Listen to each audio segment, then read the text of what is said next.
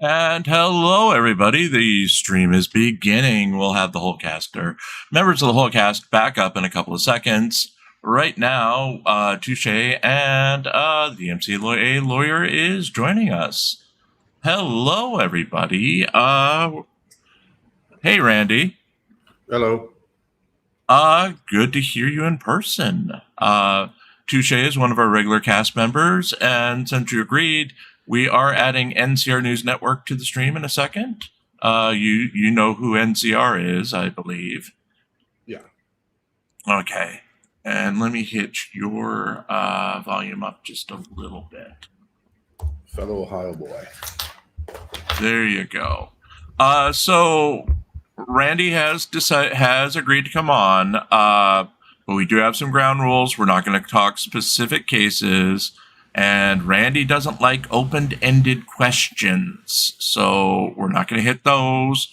We're just going to have a discussion tonight about the laws and what we can do to improve it from both sides. You okay, Randy? Yeah. Okay. What we can do to improve the law, and the digital millennium copyright, the vagaries of some of the things that we're facing right now on both sides of the issue. NCR here is a creator who in the past has had some stuff that may run up against things that you are suing over. So let's just start the conversation with what's the current, let's say, what's the current, how should I put it, conflict between the two sides here? As in, what are the vagaries of the law? So I think the big issue is how much footage can you use before you cross over into it not being fair use? Like, and what you have to say, like, does it have to be like commentary on the video? Can it just be mocking the auditor, calling the auditor names, putting in memes and fart noises? Or do you have to talk about, like, criticize the video itself, like the camera angles, or why did you record this, or the law, for example? If the auditor is talking about poster 7, do you then have to talk about why poster 7 doesn't apply, as opposed to just saying this guy's an idiot? That's one of the big issues, I think. Another is just the amount of the footage. Now, standing case, the case law that you cite, the Klein case, that's, what did that establish? Something like 20 seconds or 30 seconds?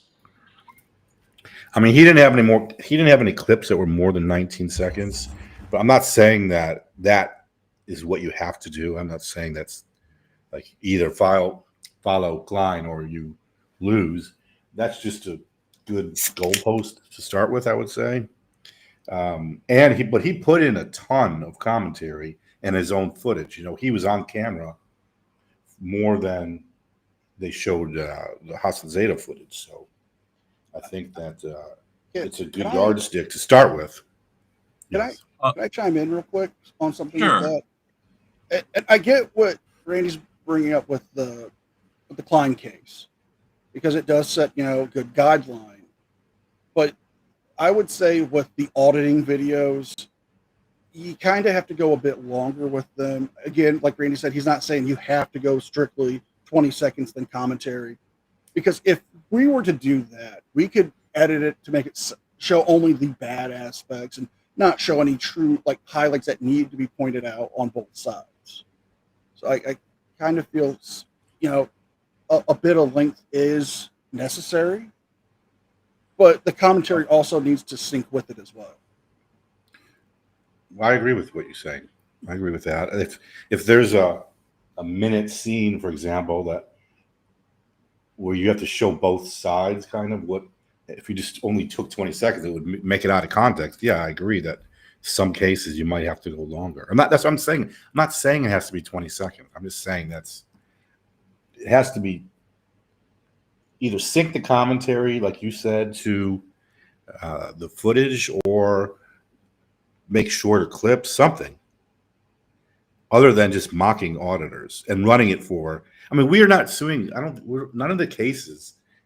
I don't want to talk about specific cases, but none of them are over a minute. I mean, most of these we're talking about 3 minutes and more, I believe, on almost all. Some of them are up to 10 minutes with nothing, like not a word, for 10 minutes.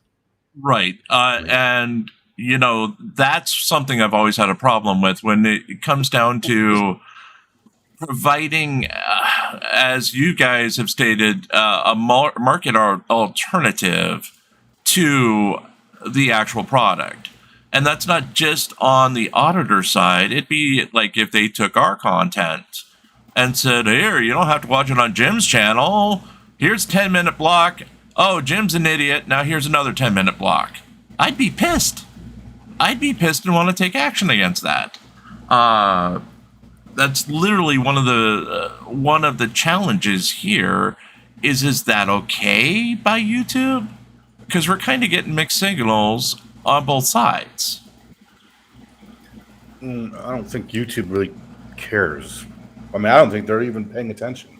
As a matter of fact, I know they're not paying attention because I talked to their lawyers yesterday, and they have like no clue really what's going on with this genre. Like, I had to explain the whole thing from the start, who the players were, what's going on exactly. Like, I don't think they really have much of a clue what's going on.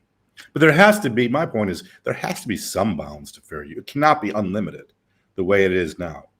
Like, there has to be some bounds. So let's try to set those bounds. Go ahead.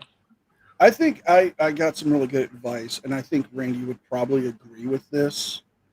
When I first got started, a bigger channel was kind of guiding me in, and he gave me this advice, and I tell it to everybody who decides to get into it, saying, you know, anti-auditing or frauditing, whatever you want to call it. But for every 30 to 45 seconds, provide 30 or 45 seconds or more on commentary. Would you agree that would be a good fit for something like with a discussion of fair use? That seems more reasonable, depending on what the commentary is. Like, for example, with me, I like to provide either my personal opinion, but I also like to back it with case law or state law that could be violated, explain it, you know, explain how it could be considered that. Would you see that as fair use commentary? Yes. I think that would be more. Yes, I think that would be commentary that actually criticized the auditors for not knowing the law or whatnot, or setting the law straight. I think that would be more along the lines of what fair use would be. Now, we've got a question from the audience here. Anthony Crusoe's question. Can you see it, or do you need me to read it, Randy? I can see it. Okay.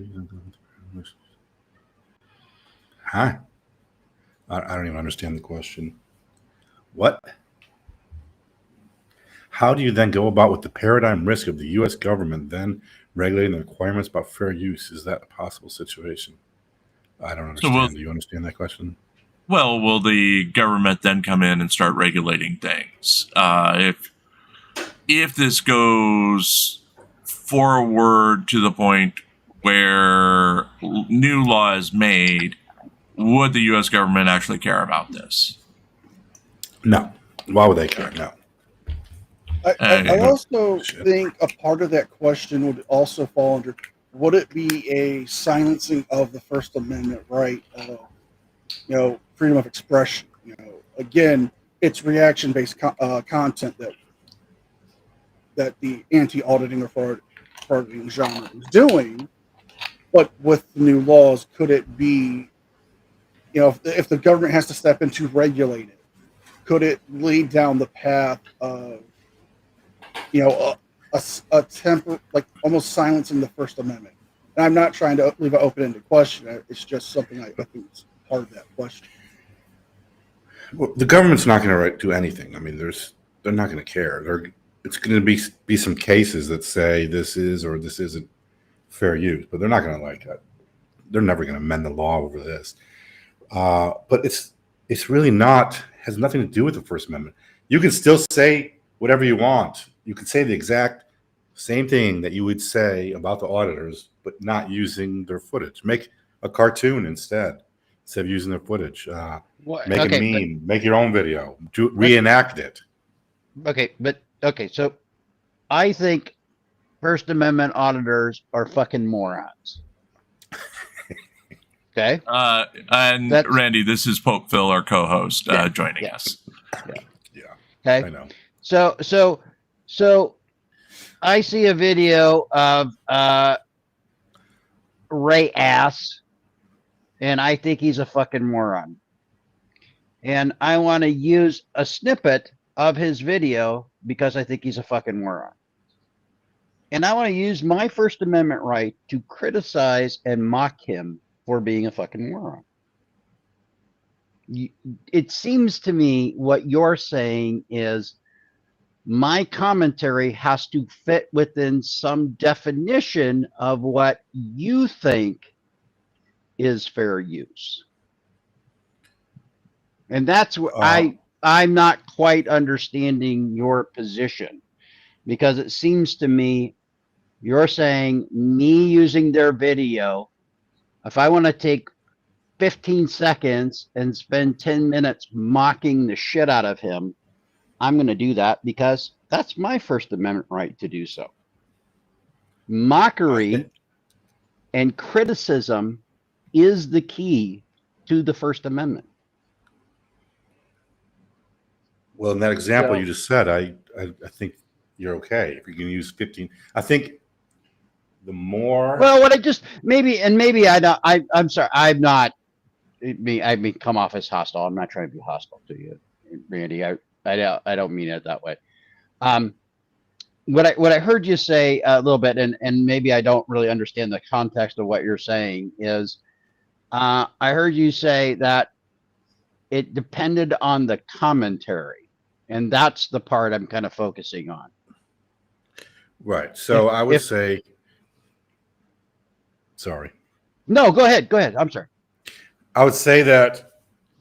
I mean, obviously, I don't know what a court will decide on any of this, right? No one knows. Right, That's the whole messed up part about fair use is that how there's all these, but no one really can say what it is. So there's I agree with you. I think that is an important issue that needs to be resolved. I absolutely agree. So what I would say is what you in the example you just said, 15 seconds to mock them. Yeah, okay. But I think if you're just going to do pure mockery, I think then you have to use less footage. If you're going to interact with the message of the video, then you can use a little bit more footage. That's what I would say. Depending on what you're saying, it's how much footage you can use. I think that's kind of what the cases say too. Okay, but who makes that determination though as to what's the appropriate commentary? That's, I guess, where I'm kind of confused on is who gets to be the arbiter of is my commentary correct or not? I guess the court. Do you understand what I'm saying? I guess the court. That's the whole problem with fair use is that no one knows what it is. So if I don't, if my client thinks it's not fair use, then he has the right to do a takedown. Unless it's completely I'm not going to do a completely ridiculous takedown because I don't think I've never thought my own personal opinion of you, Randy, is if you didn't think you could win the case, you aren't taking it. So I have no doubt that you think you can win. Correct. That's just my general baseline with most attorneys is they're not taking a case they think is complete horseshit. Well, why don't we, just to interject, why don't we just take a look at the fraud or comedy show videos that, okay, there was a couple of good ones, and then there was one that kind of crossed the line, and without specifically going into that case, it was a matter of length, really, not the commentary itself, but taking huge chunks of the video that may be the Right. problem. Right. And I get that. I mean, I get that. I've seen other channels where they'll do a slight introduction. They'll run somebody else's video. It doesn't even have to be a auditor video, right? It could just be anybody's video. Well, let's just bring up, we used to be on a channel that did exactly that. The whole show on WNN was, okay, here's Chili's video. You don't have to watch it on his channel, so let's play the whole thing. Yeah. And while we talk over points of it, that wasn't fair use. That was somebody who hated, our channel owner hated Chili, so he was literally replaying Chili stuff just to fuck with Chili. I mean, at the time, we were members of the channel, but it was his ultimate decision to do that. And yes, that channel's now down. But that's an extreme example of someone using the content for profit. Right. That is not fair use. And that's probably a better situation to talk about than a specific here. Well, yeah, I'm not trying to get specific. What I'm trying to understand, but is the basic idea of, Randy, are you trying to come up with an arbiter of what is good commentary? I guess that's what I'm not clear on. We're trying to come up with some standards on what would be fair use for reaction channels. And, you know, there was a case Supreme Court case in 2023, this Warhol against Goldsmith case. And that case was solely focused on factor one, the transformative part of it. And they kind of curtailed what is transformative, because it used to be, well, if you said anything, it was transformative. But they kind of said, no, that's not good enough. It has to be more than just transformative. It has to be serve a completely different purpose, and it depends if it's commercial. Like if it's not transformative and it's commercial, then it's more likely to be not fair use. I mean, the whole fair use is just a clusterfuck of arbitrary nonsense. Yes, touche. To me, there's two words that come to mind: rerunning somebody's stream or repurposing someone's stream. To rerun would be what Dan did, adding nothing. To repurpose would be to break it apart like a sovereign citizen and say why they're quoting this law, but why this law doesn't apply. And that's a good point. That just goes to the idea of the content itself and some of this reposting versus repurposing. What do you think of that, Randy? Give me an example. For example, the one channel that Jim and Phil were a part of would just play Chili streams like as he was live, and would just every once in a while pause and talk about a talking point, compared to somebody who is, I wouldn't say taking the live as it is live, but taking the live, doing a live stream or pre-recorded, and then just breaking it down that way. I think that's what Touche's talking about. Oh, right. So like a stream snipe, I guess, is what we defined it as. Yeah. A demon. Yeah, but not doing I mean, that's. Yeah, I mean, the stream snipe is clearly like. I mean, I think at the beginning of that stream, someone said, "Well, watch it here, so you don't have to watch it over there." I mean, that's just like you literally just to me that's a rerun. Yeah, that's clearly a market substitute, especially when you admit it. So, but I mean, if you break it down and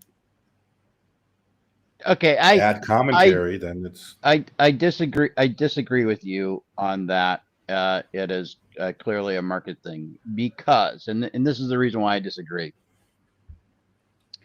our audience is never going to go over there to watch it. Right. Yeah, They're not even the hearing people who they're not the people who are going to go over there and watch it. So if we stream site somebody, it's likely the only time they're actually going to watch it.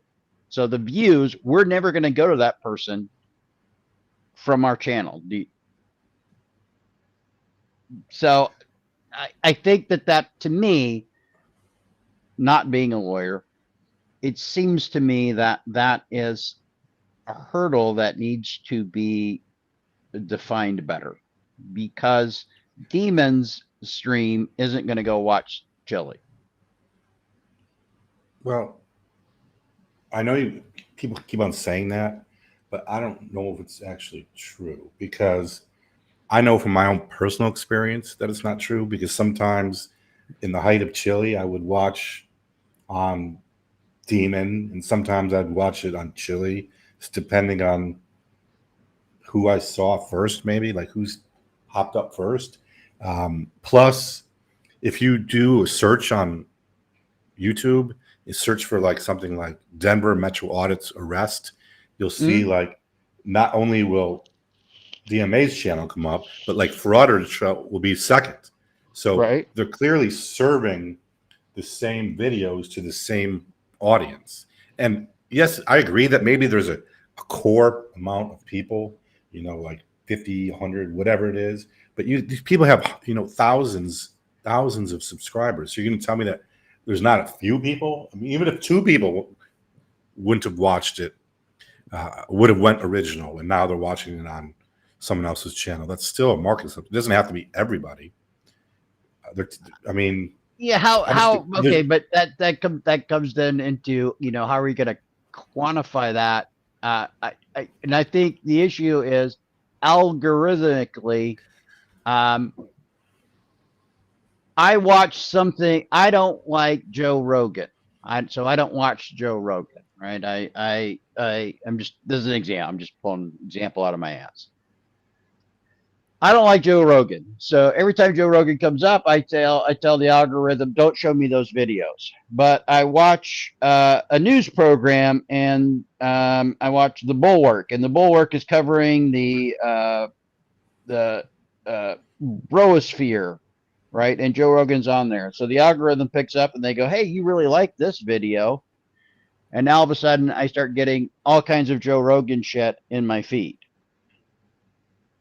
It doesn't mean I'm going to go watch Joe Rogan. And just because you who watches Joe Rogan also get that doesn't mean that that is an equal market share. It's the way the algorithm works. So your example of DMAs, I don't know.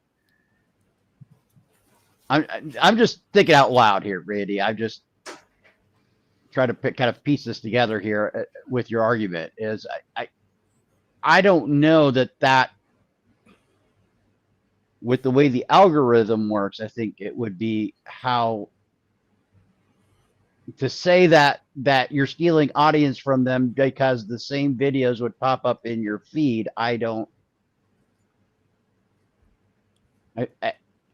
not sure I buy that, I guess is what I'm saying. If we got a list of subscribers to DMA and we got a list of subscribers to Dr. Dave, you don't think there's going to be some overlap? No, I think 2 completely different ones. There's no freaking way. No, I don't think it's going to be completely different, but I don't think that I think if you have, 10,000 subscribers and 5 of them also follow somebody, I don't think I think that the argument of market share loss is overrated. I saw we had a question come in from the panel. I'm sorry, I didn't mean to cut you off, Randy. But no, it's fine. It's fine. One quick thing. Let Randy go first, okay? One thing. How about what Dr. Dave said on the live when we started discussing the Gail Boomer? He literally said, if I talk too much, people will go just watch the original. Like, he said that. Okay. So he's admitting that people watch the original channels. But okay, but you're okay.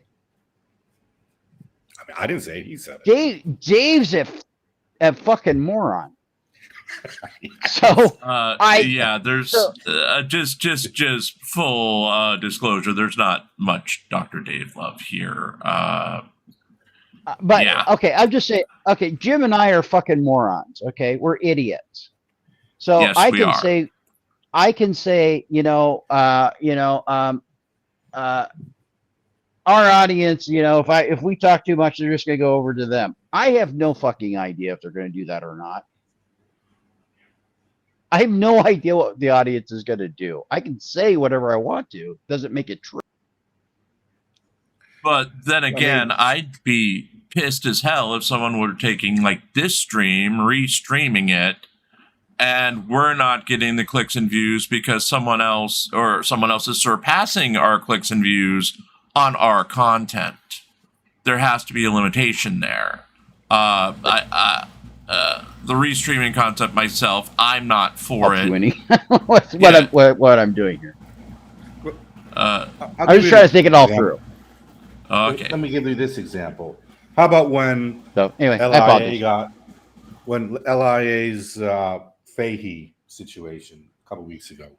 If everybody heard, oh, LIA got arrested and big blow up, but it was only on his channel, everybody would have went to his channel, even though people don't like him, because everyone wants to see what happened. Some of the more boring content, yeah, maybe not, but in a big situation, somebody getting arrested is always huge, right? So people would go watch there. Chili getting arrested. The March 15th one from 2023. That was like the most watched thing on Chili's channel in years.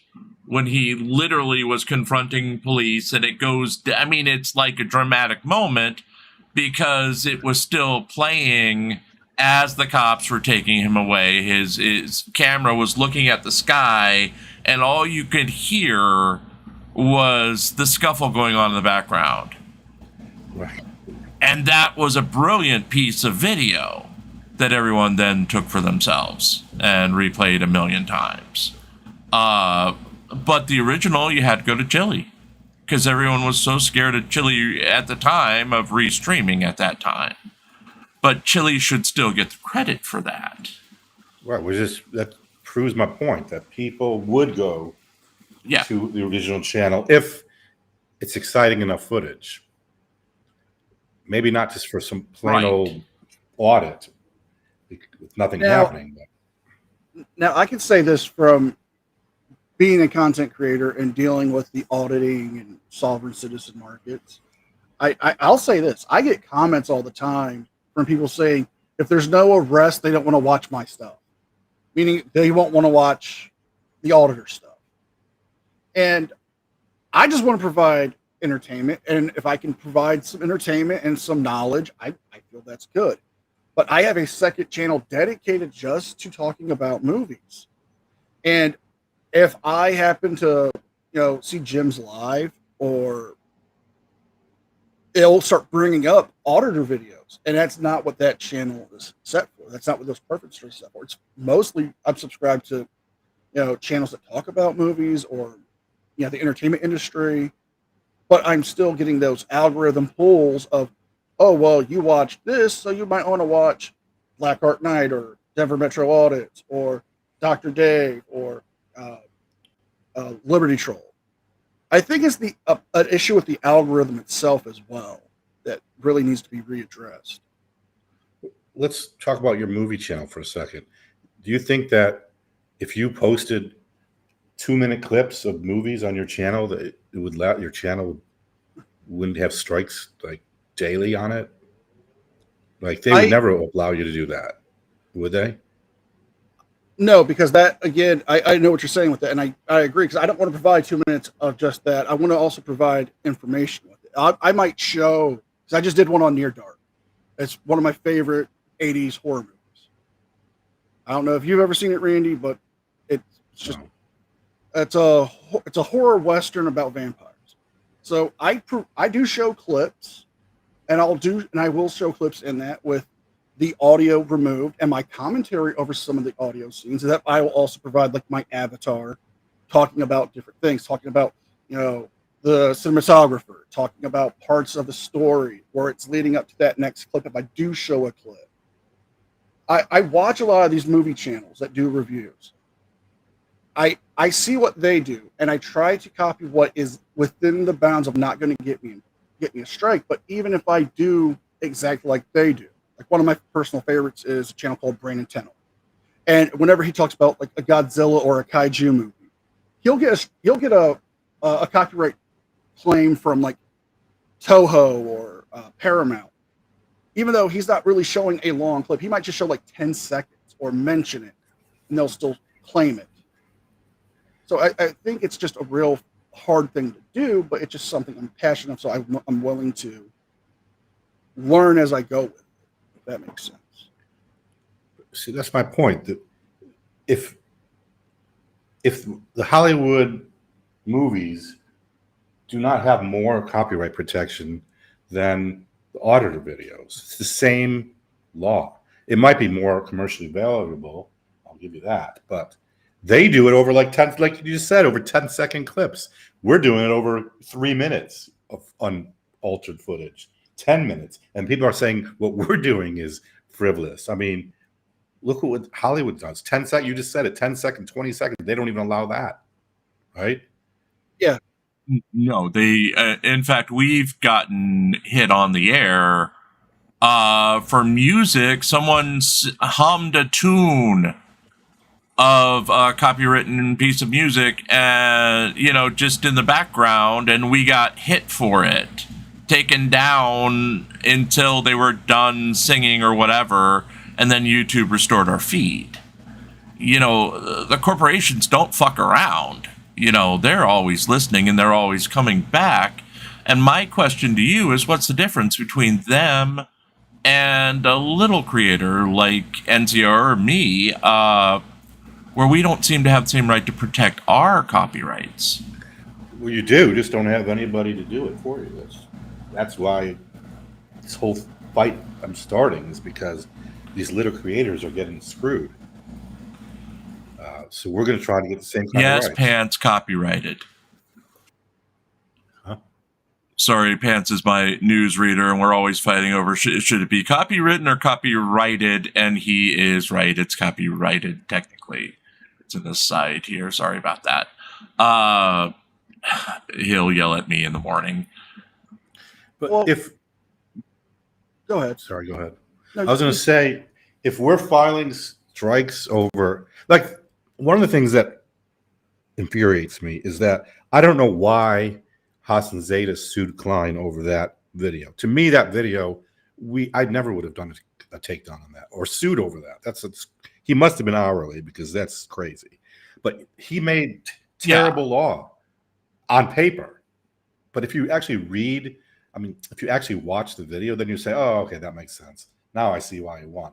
So a lot of these people, they read the cases, but they don't watch the videos.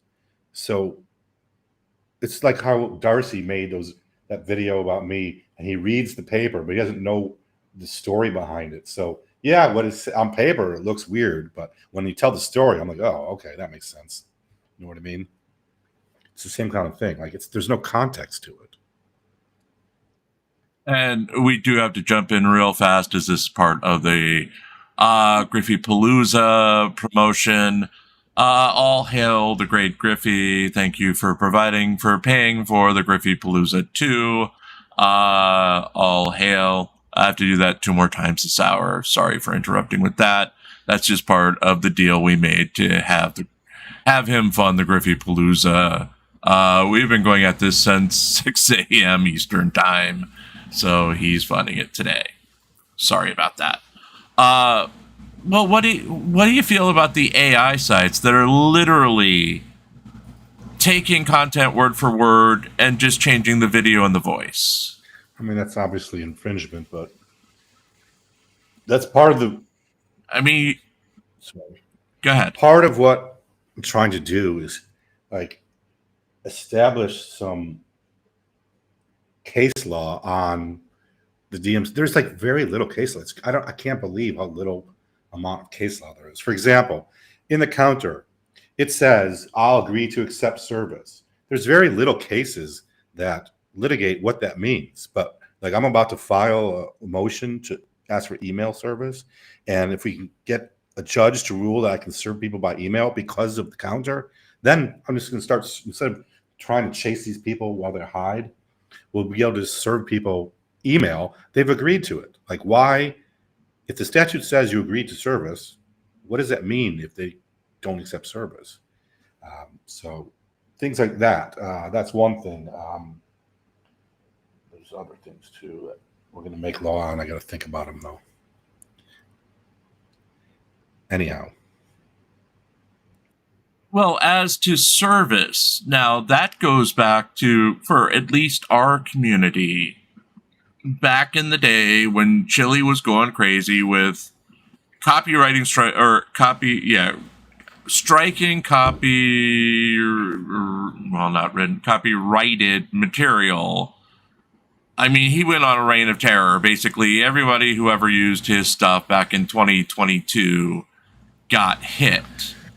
And there was literally people distributing the names of these lawyers where you could, for $1.99, you could use his name, his address to accept service. And that established this whole idea that you can put in someone else's name to accept service to prevent yourself from being doxxed. Boy, I don't know what is big deal. Everyone they're doxing. I'm like, my name and address, phone number, email address is on every filing. Like nothing. Like I don't understand the big deal. I think I could explain that. Yeah, I think I could fill you in on this one, Rand. There is a content creator by the name of KFAR. You know KFAR. Yeah, I know KFAR.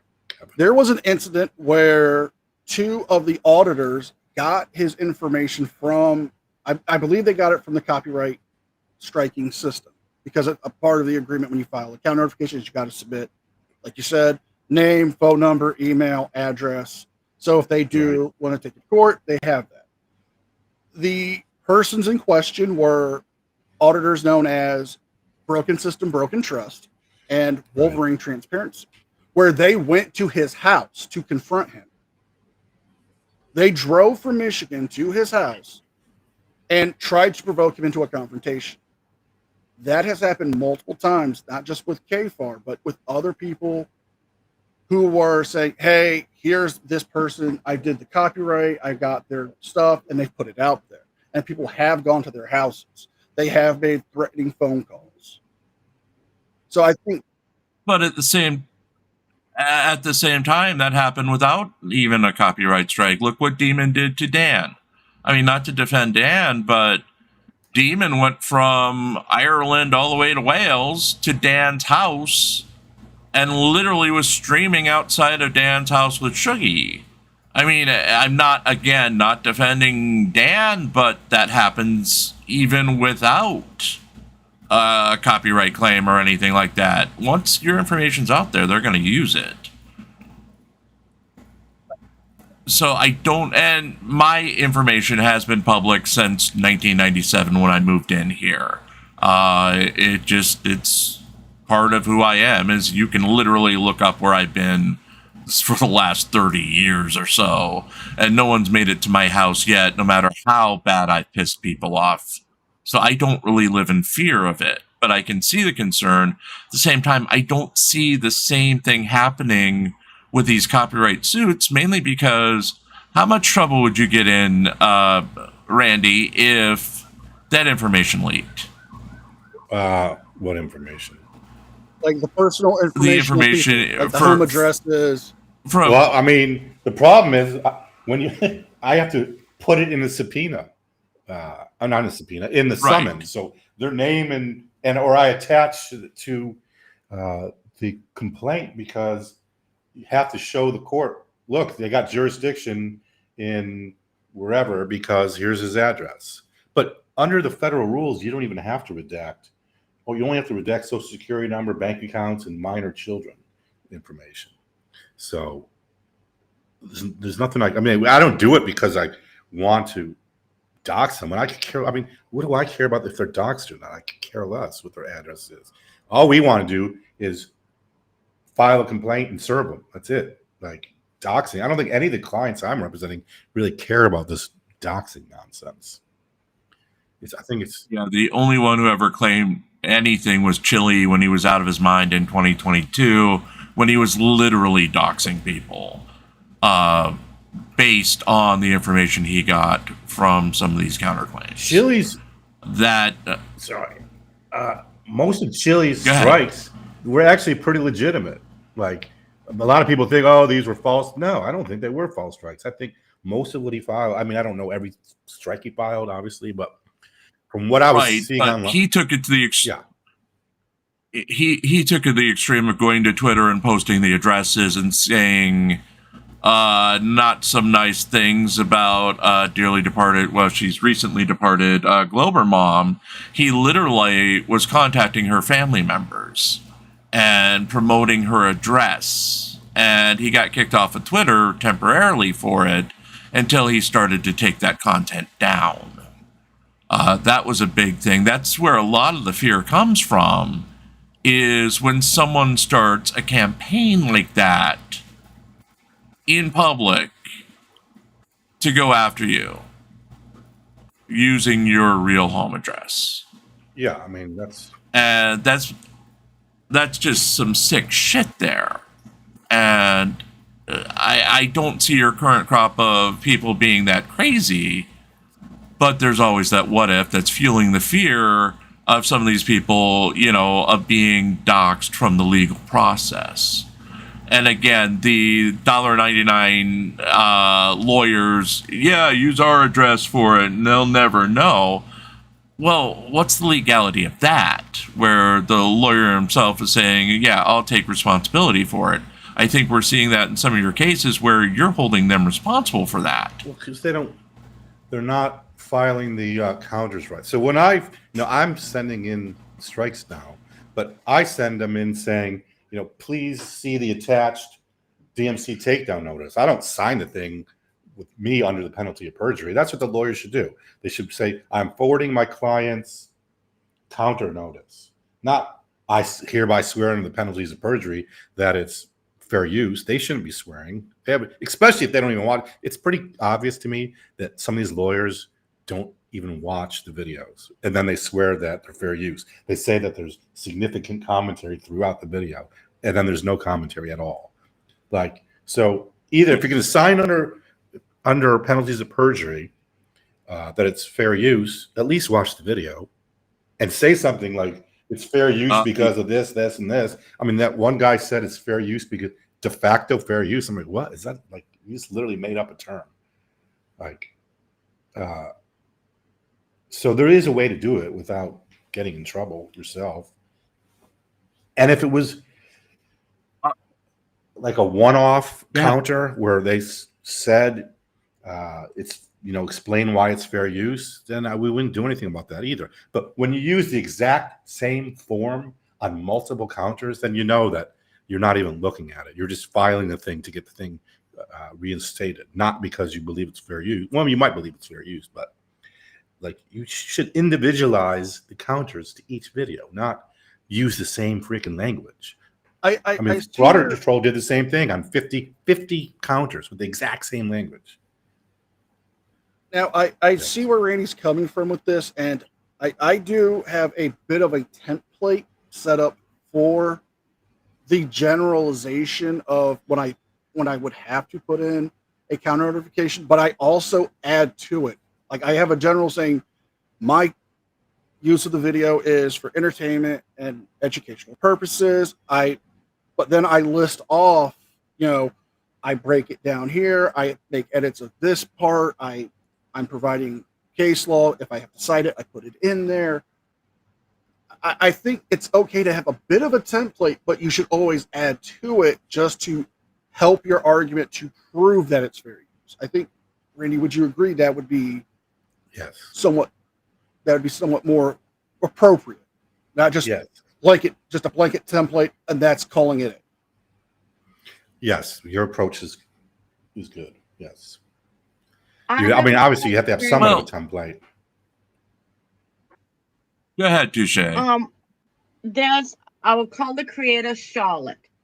She does like Reddit stories. Then I see other content creators using AI voices for the same story and the same almost exact comments. That to me is a rerun. It's just a different voice. Those need to be addressed first and foremost because it's straight out copying.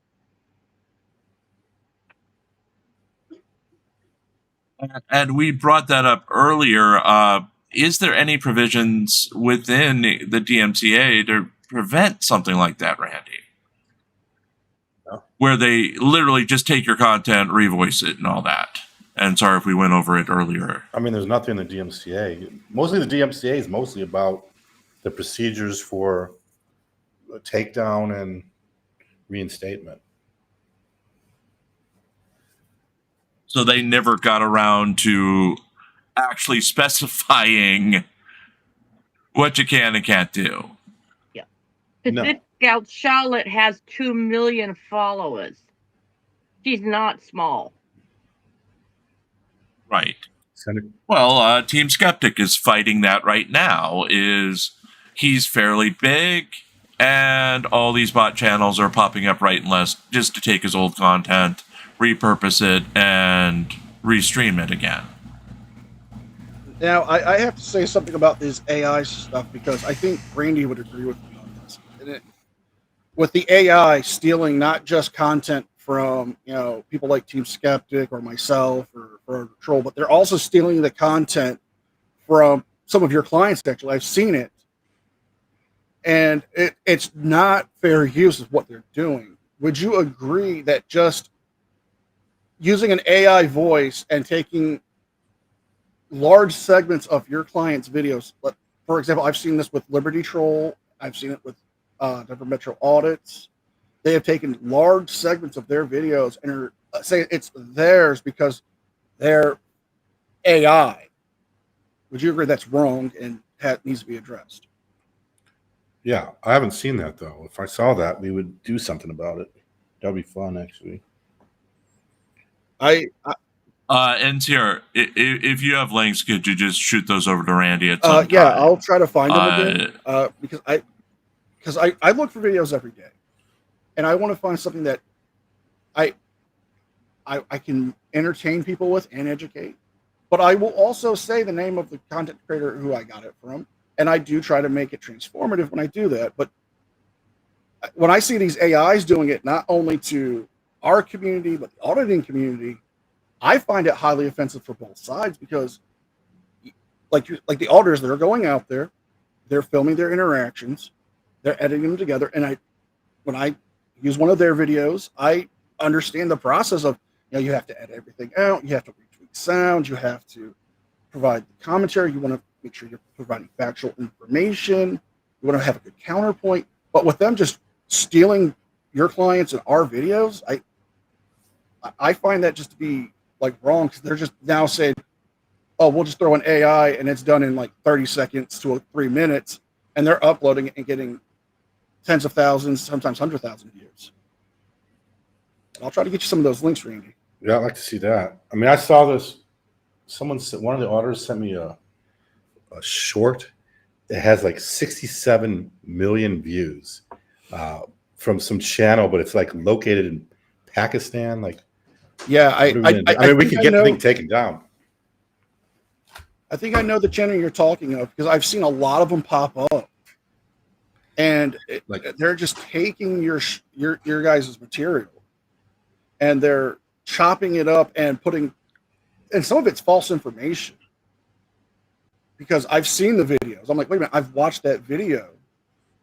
I may not have covered it, but I've actually watched the video so I could see if it's something worthy we want to cover, if I find it to be entertaining, that my viewers might want to watch. And it's just blatantly just misrepresenting your clients, saying, well, this person did this, and watch how they do that. And I think it's something like Inspector Bad Cop or something like that, if I'm not mistaken. Sounds familiar. There's like Cop Watch or something. I forget what the name of it is.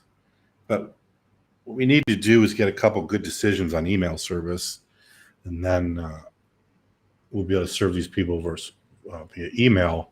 Just, can you imagine trying to serve someone in Pakistan? Oh yeah, I mean you're gonna have a hard enough time trying to serve Irish Demon over in Ireland. But we're not even going to Let try. alone something like Pakistan or whatever. Right. We're not even going to try because we're going to try to. There's a bunch of cases that do say you can do email service. So we'll see what the judge thinks. We're going to file something next week. And the good thing is. But we are. Go ahead. The good thing is a lot of these people do. They admit that they know about the lawsuit, but they like frauded a roundup. Just posted something on his channel today, like this like really nasty post. But he admitted that he knew about the lawsuit. So the whole point of service is so the person knows that there's a lawsuit pending. So if you admit it on your channel, I'm just going to screenshot that, put it in my motion, and be like, look, he admitted he knows about it. Well, why do you have to run around trying to serve him?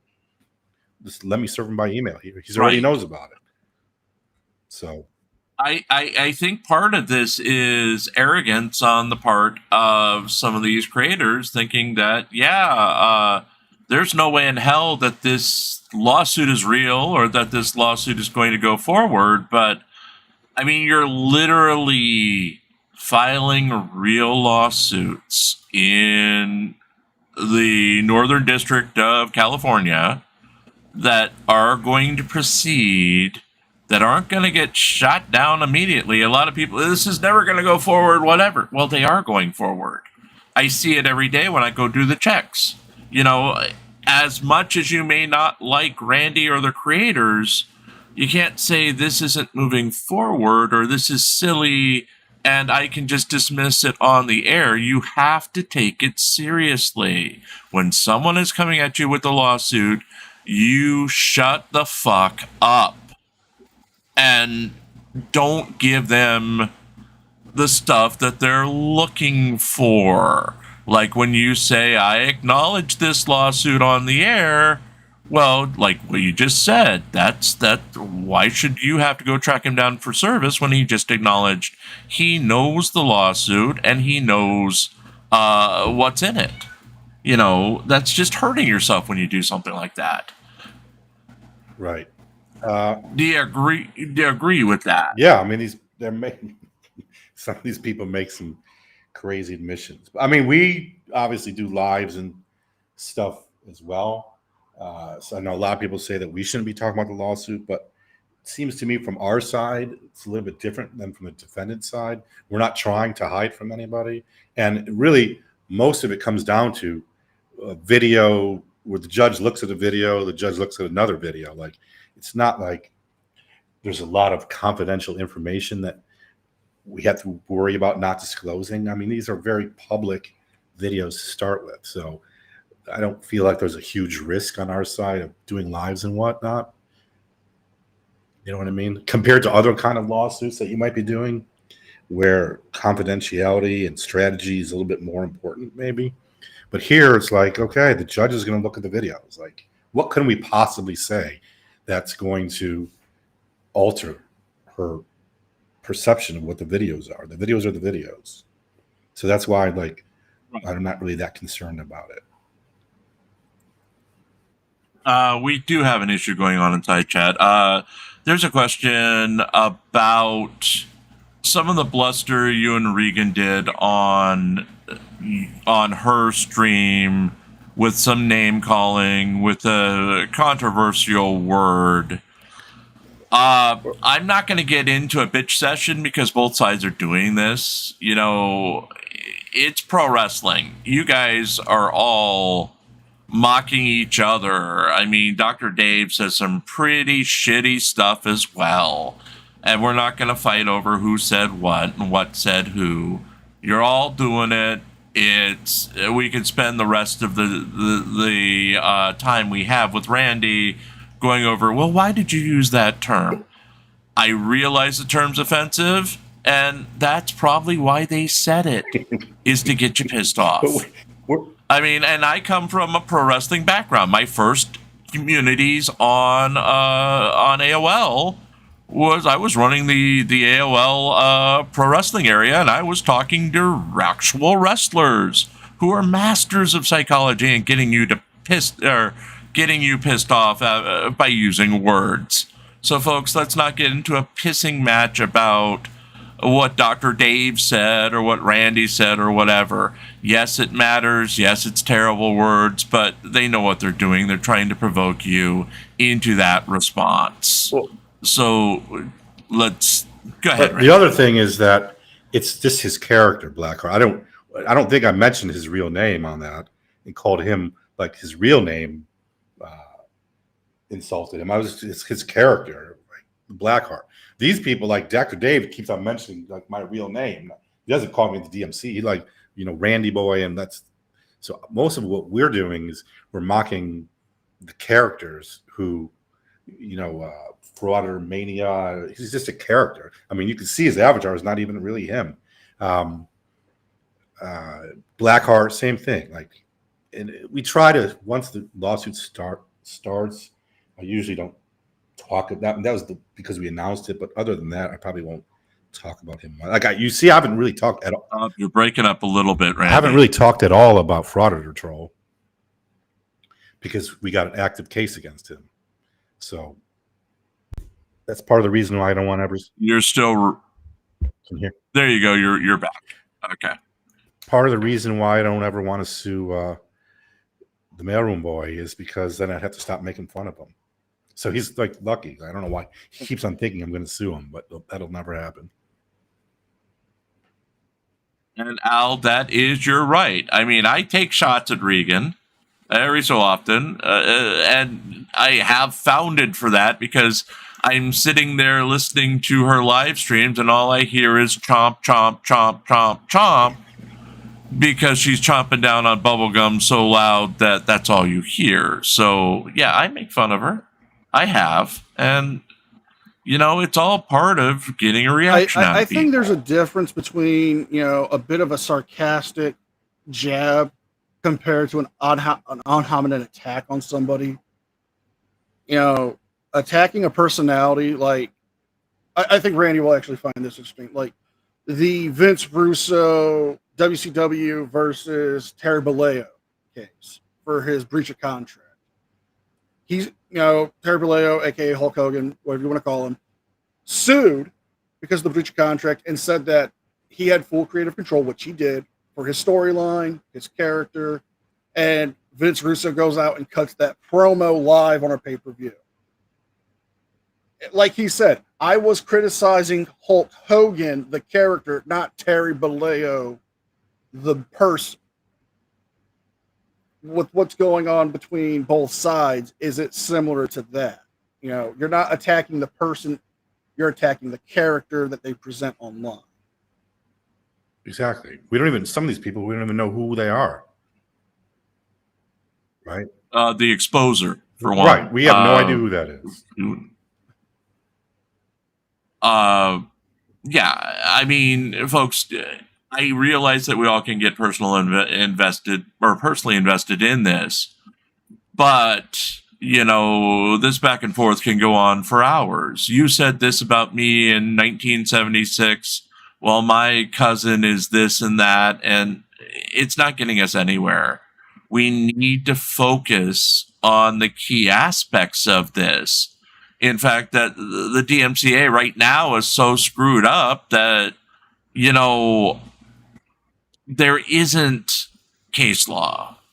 And as creators, we should all be trying to clear the whole situation up to know what we can actually put in a video without getting a lawsuit or without violating someone's copyrighted material. Pants, I used it correctly. There you go. Or getting yourself in trouble with YouTube itself. And there's really nothing out there. So, I mean, as much as you can hate Randy and all of the auditors, we're all in the same boat when it comes to copyright. And we need some of this stuff to be to finally get answers. Do you agree with that, Randy? That we need at least some way to start if we're going to continue as a community. I do agree with that. And the other thing is that this community is going to define what fair use on YouTube is going to be like. So in a way, this community is going to be like known for, oh, these are the guys that made all the standards for reaction channels. That's what's going to happen, I believe.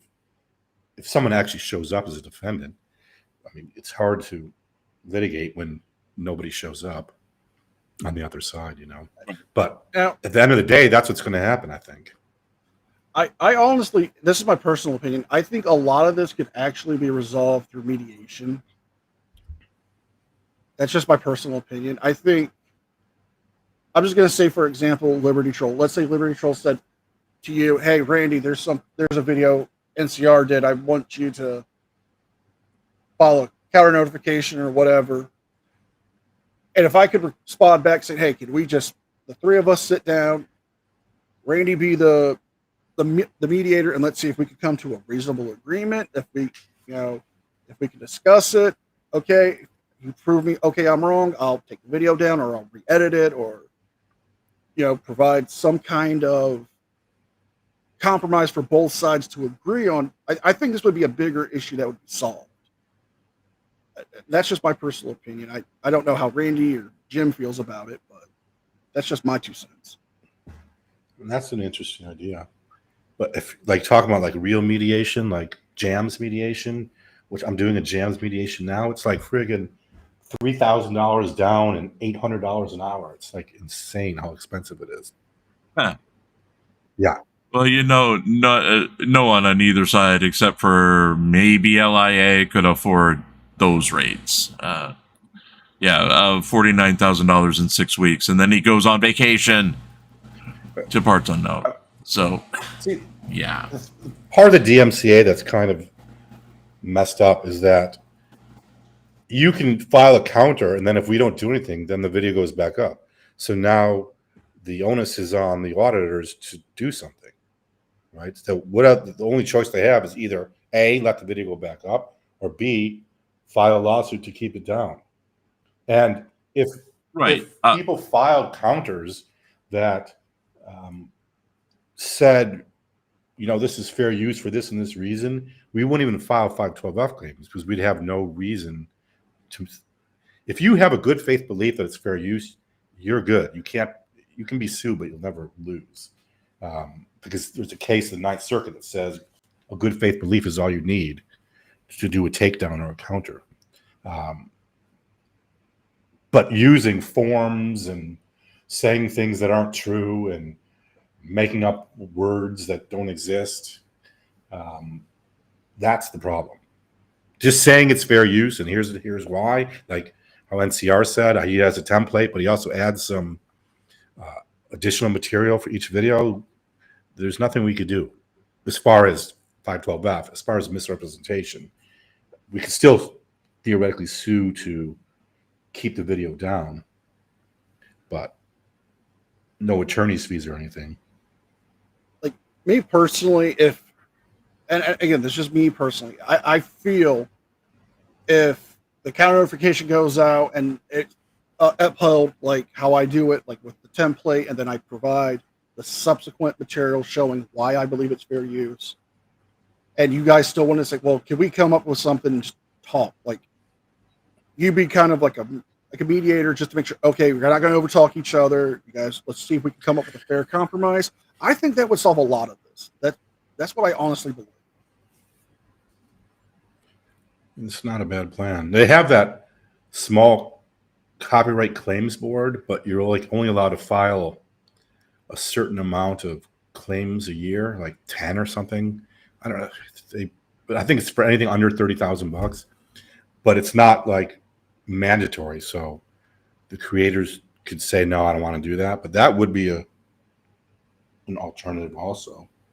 Pants, I have actually gotten takedown notices before on live streams. One was from HBO and Vice, because I did a live stream where I was talking about police impersonators. I was talking about Jeremy DeWitt, and I think Randy will get a kick out of this. In Michigan, there was a private security firm called Dust, where they were charging people insane amounts of money. They were charging them $10 for the first hour, and then it was like $1 a minute after that. And even the guy flat out said, we charge them so much so we can buy stuff that we want, like a tactical speedboat. Why do you need a tactical speedboat in Detroit? Charging him for what? For security guard duties. Like they would, and they weren't really doing anything where they needed to have a security guard. Like they were charging them at HOA to patrol the neighborhood in a full out like Hummer with lights and sirens, and they were wearing like BMX style tactical gear.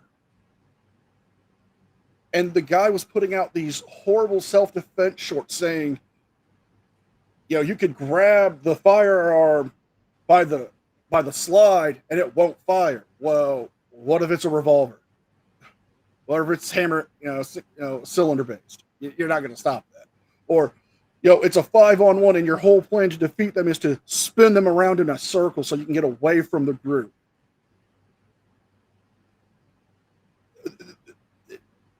I got a claim from that. I had to fight it, but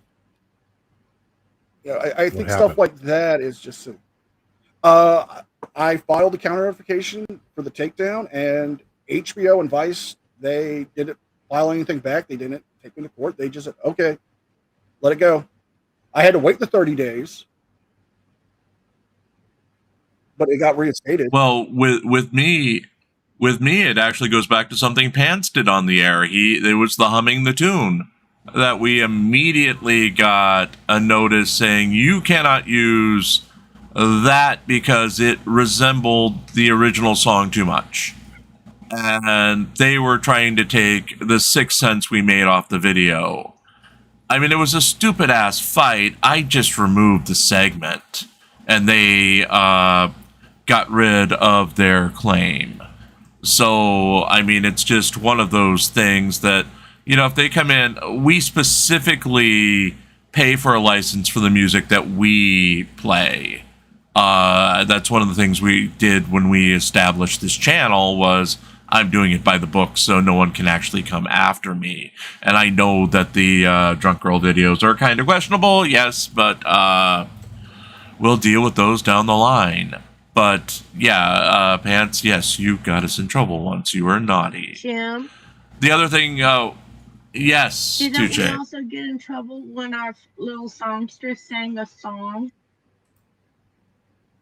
Yeah, we got in trouble because she did a parody of the House of the Rising Sun. And that was another situation where they came after the 6 cents we made off the video and I had to delete the song from the video. I mean, they're going after, if you're making 3 cents, they want that 3 cents. They're going to garnish your revenue and establish revenue sharing over 3 cents. We had another case where it was another mention of a song, hum or whatever, where I decided to fight it. And it took literally, I think it was 60 days for that to resolve in our favor and me to get the 6 cents back. It's silly shit like that's frustrating. But it's protection. It's a bot somewhere protecting their copyright. And if you think Randy and though the cases that he's litigating now are stupid, well, try anything with the music business. If you sing 10 seconds of The Boys of Summer, Don Henley will have you in court so fast that, I mean, and that's the going joke, is that he's listening everywhere and he will pop out just to take you to court. because that's how they make I some money think off Randy, of it. oh, go ahead. Who? You, Randy. 'Cause we're going to say something. I was going to say that all the biggie copyright holders have Content ID where it's just automatic, right? They see that they're Right. and then they just take the money. They don't even do takedowns a lot of the times. They let you keep it up. They just take the money. Yeah, that's what we get from time to time. Even if it's licensed music, I've had to fight our own licensing company over, hey, dude, I'm paying you to use that music. Here's my code. And it resolves quickly because the bot will see the code. But if we didn't have the code available, they'd still be trying to take our money from the music that we've licensed for the year. It's silly. I have Just a case. I have a case I would like to bring up with Randy and get his opinion on, because it's an older case. I'm fairly certain he's heard of it being in copyright law. The Sony dog barking case. Are you aware of that one? No. A guy uploaded a video of his dog just barking, like he was out in like a field, dog's barking, and Sony tried to sue him for copyright infringement of one of their songs because of the dog's barking. What? Is that real? Yes. Let me see if I can find it, and I'll send you a link to that. Yeah, I'd like to see that one too. I haven't heard of that case. And Randy, how much longer do you have? Just checking on time. We've got another 3 hours ourselves or something like that before the marathon's over. But I don't want to keep you that whole time. So what's your time like right now? It's 10 o'clock in the morning. I got nothing. It's Saturday morning. I actually found a Okay. YouTube video showing it from a news station, but I don't know if we can play that. We're not gonna. Yeah, send Randy a link and send me a link, please. But yeah, we're not gonna risk it. I'm just saying, there are ears everywhere. But just another thing I'd like to address is I know that this is controversial having Randy on, and we're not screaming at him. I've had folks that are like, "Come get this asshole." You really have to go after him tonight. And I'm like, no, because that's not what we do. Part of my role as a journalist is listening to both sides and making a determination of, trying to keep things balanced. I realize I haven't always done that, but more and more it's important because there are so many people calling themselves journalists these days who don't know what the fuck they're doing. I'm not looking at you, Chili. But don't stop your newscast to start fucking chanting, okay? If you're covering a protest, don't become part of the story. And as for LIA, there is no fucking world where it's okay to report on an incident of yourself as a newscast and to put that fucking information out on yourself. When things happened with Dan last year, I got a lot of criticism for not covering the story myself, but I was a central figure in the story and I could not do it without bias. I begged people to cover that story because I was getting reamed up the butt for it. But you don't put yourself, when you are the central figure of the story or one of the central figures in the story, you don't report on the damn story. It's just basic ethics. So sorry for the rant, but yeah, we're going off in tangents here. I do think that the rhetoric on both parts here, on both sides here, has to cool down a little bit. I know, Randy, you like to play in over on my server in the Chili de Castro room. Yeah. Quite a bit. And they like to troll you back. But at some point, everyone has to realize that you're both trolling each other. And that's why you don't get involved there.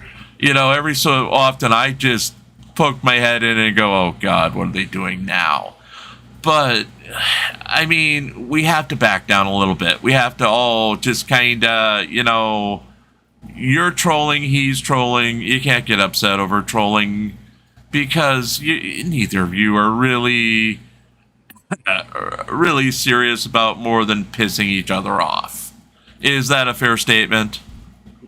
Yeah, I mean, it's fair. But although they did go a little too far yesterday, and they sent a bunch of emails to the lawyers on the other side that are representing Google, I don't think they appreciated that. I think it kind of backfired because now I said, welcome. I basically was telling the lawyers last night, I had a conference with them at midnight. And I was like, basically, like, welcome to YouTube. This is what I've been dealing with for months. People texting me, emailing me, just harassing me, posting nonsense. And they're like, oh God, I'm not looking forward to that. But yeah, they thought that it was going to like be some big gotcha moment or something, but I think it somewhat backfired actually. So I got to be careful in the future. Yeah. Yeah. And they sent the stuff to like Chili and stuff, and just trying to put wedge in between me and Chili and me and DMA, and saying that I'm actually on the troll side, which is not true. Oh, I mean, I'm not that copyright side. This is a double bluff, and you are actually working to destroy Regan or whatever, or DMA or Ridiculous. Yeah, I mean, the truth is, if this was the other way around and the auditors were stealing the Anti's footage, they would think I'm the freaking second coming of Jesus. You know what I mean? But since I'm not on their team, they hate me. Well, I've had that happen to me, and I honestly, I don't care as long as you do it under fair use. I have a question. Go ahead, Touche. Where does everybody see the DMCA laws being redefined and clarified in the next 5 years? Is there any chance of it, Randy, that they actually revisit this? I doubt it. I mean, what would they do? I don't know how you would make a law that defines fair use. Would be virtually impossible. But isn't that what you're trying to seek here? Is what's fair use? Right, but no court is ever going to say 20 seconds and that's it. Like, they're just going to rule on each video individually, probably. I don't think anyone's going to put down a bright line rule on fair use. And it's been that way for a long time. Right. When did that law go into effect?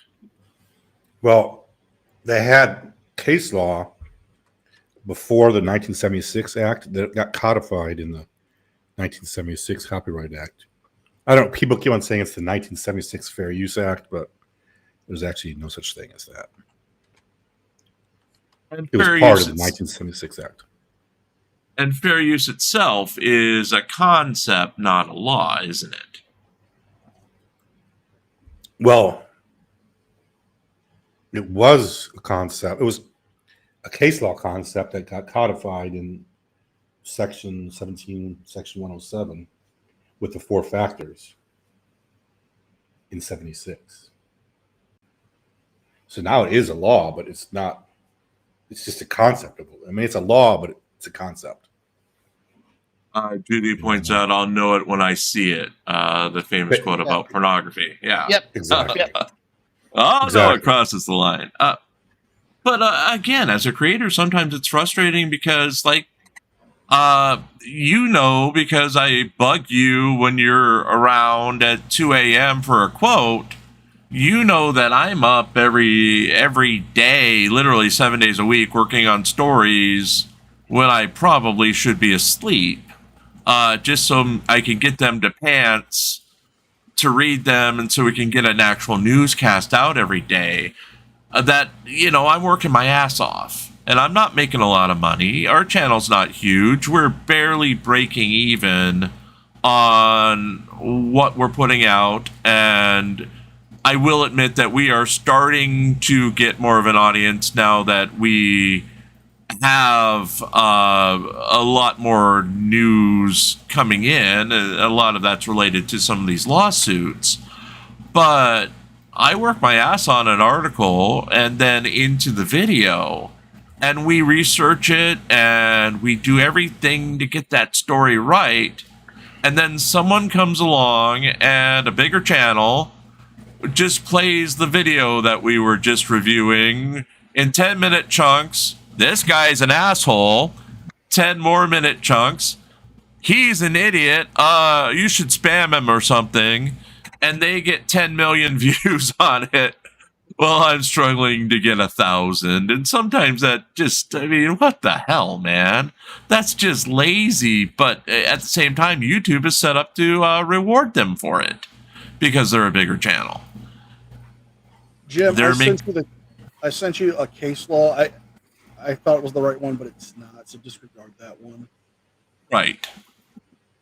Okay. Okay.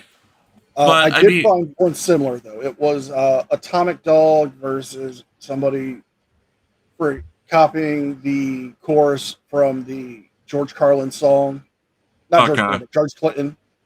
George Clinton, yeah. Where they kept repeating the word dog how he did. So that's the only one I can find. I'm trying to find that one for the actual dog barking in a video. If I find it, I'll send it to you. Is that Bridgeport Music versus UMG Recordings? Yes. Atomic Dog? Yeah. Get that one. But as I was saying, YouTube is set up to reward the creator who spends 10 minutes on, just repurposing a video, rather than the creator who's actually making original content from it to discuss the same thing. It sometimes feels like we're going up a waterfall, compared to this guy who's suddenly got 18 channels and making hundreds of $1,000s a year. And that's not dissing the guy. I mean, I'd do it too, but I mean, at some point, come on. Start making real content. Start making content that means something. That's just my point of view. I'm, not meaning to go off on another tangent here.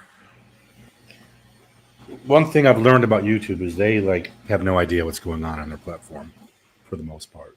I mean, maybe in the forest sense they know, but they don't they have no idea what's going on in this genre. Or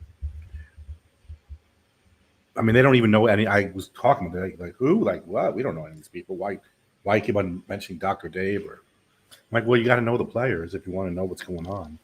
Right. I personally think it's more of they don't really care because they're making money off of both sides. There's probably some of that too. I just know this from my personal experience. It will take me 2 to 3 hours to edit what would be an original 10-minute video, and then me adding in my commentary, my clips, my opinions, my notes. It takes me 2 to 3 hours, sometimes 4 hours. And I'm sure that's a lot of work. And to have somebody with an AI channel just take my stuff or take another person's stuff, I get pissed off by that. Even if it's an auditor or somebody else, I feel that's wrong for them to rip off people. And I think YouTube really needs to crack down more on the AI stuff because, they're just throwing it up there within minutes, stealing views from both sides, from all content creators put out, like Reddit stories or audit videos or anti-auditing videos. If you got links, let me see them. Yeah, I mean, YouTube's not going to police this shit. There's too many videos on their I got platform one I for can them. send you right now, Randy, off one channel, and I watched some of the videos. It's just they say one little thing, like one maybe 20, 30-second long little thing, and then it's 5, 10, 15 minutes of just auditor videos. So I'll send I'd you like to that see link. that. I mean, like that. Go ahead. Some of that video where I said it had 67 million views. All he did is he mirrored it, so it's backwards.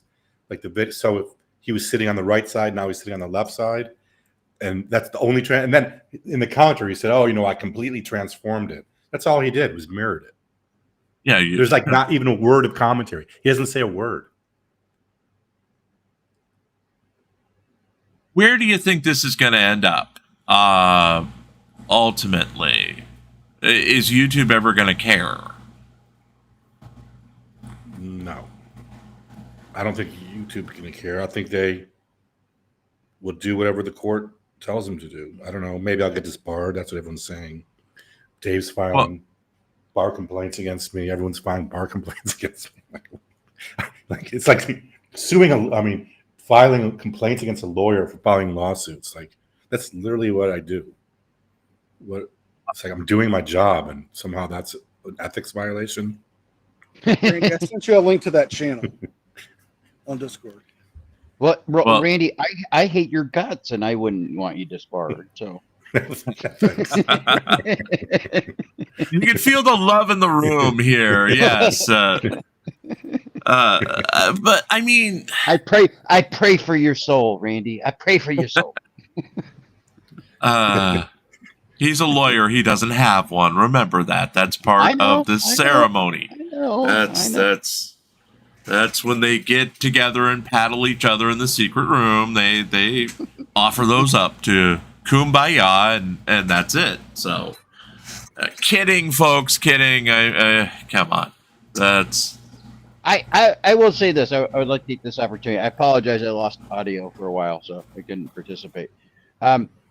I do appreciate you coming up, Randy, and having a very frank, honest discussion with us, and having a differencing of views. But I think we've handled it rather respectfully.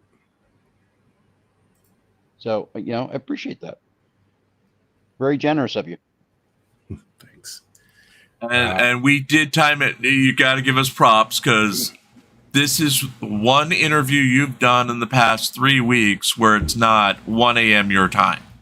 It's actually the reverse. I've been on the air since God knows when this morning, so my brain is so gone. While you're relatively fresh, and yeah, haven't been drinking this time. Yes. I think, like I've been saying, whatever side of the argument we're on, I think a civil dialogue, without attacking each other, we can accomplish a lot more that way than just, oh, well, you're just an asshole. Well, you're just a dick. Nobody cares. Fuck you. That's not going to solve it. I think, simple dialogue, discussing the matter. I think that's going to solve it. I mean, the amount of hate that these people have for the auditors, it's like, it's unbelievable. They like really hate these people. Well, I can see where they're coming from with some of that, because I was going to try to ask this on the last live you were on with DMA and Liberty Troll. I was going to ask them about it, and I want to get your opinion on this. There is a lot of auditors who just blatantly harass people in public, not going to like a government entity, like going to City Hall or a police station, the courthouse to file a FOIA request or get a report, but they're going to like restaurants and movie sets and going to malls and just trying to provoke the confrontation. Would that be somebody you would represent, or what's your thoughts on people who do stuff like that? I mean, the content is somewhat irrelevant to me. I just care about the copyright part of it. I have no opinion on what they do, really. I think the hatred comes from the content and the behavior. A lot of auditors have abhorrent behavior, and just because you can doesn't mean you should. And so a lot of the anti-fraud auditors, the issue isn't really what they're doing, it's how they do it. We covered a case where a guy got in trouble and actually got convicted for harassing somebody mercilessly for no reason other than he made it up in his head. And he's doing it under the guise of, I'm a First Amendment advocate. Well, I don't need you to advocate for my First Amendment that way.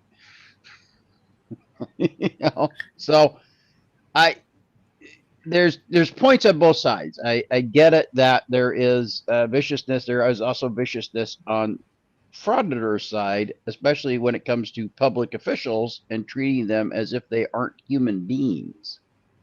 Well, and both sides of the, and this is going to be controversial to say this, but we've got some pretty shitty communities, and Yes, where we eat ourselves. There's so many blow-ups and so many people fighting on the so-called anti-auditor side. I gave up on trying to keep up with it. Who's fighting who, what's fighting who, who's in, who's out, whatever.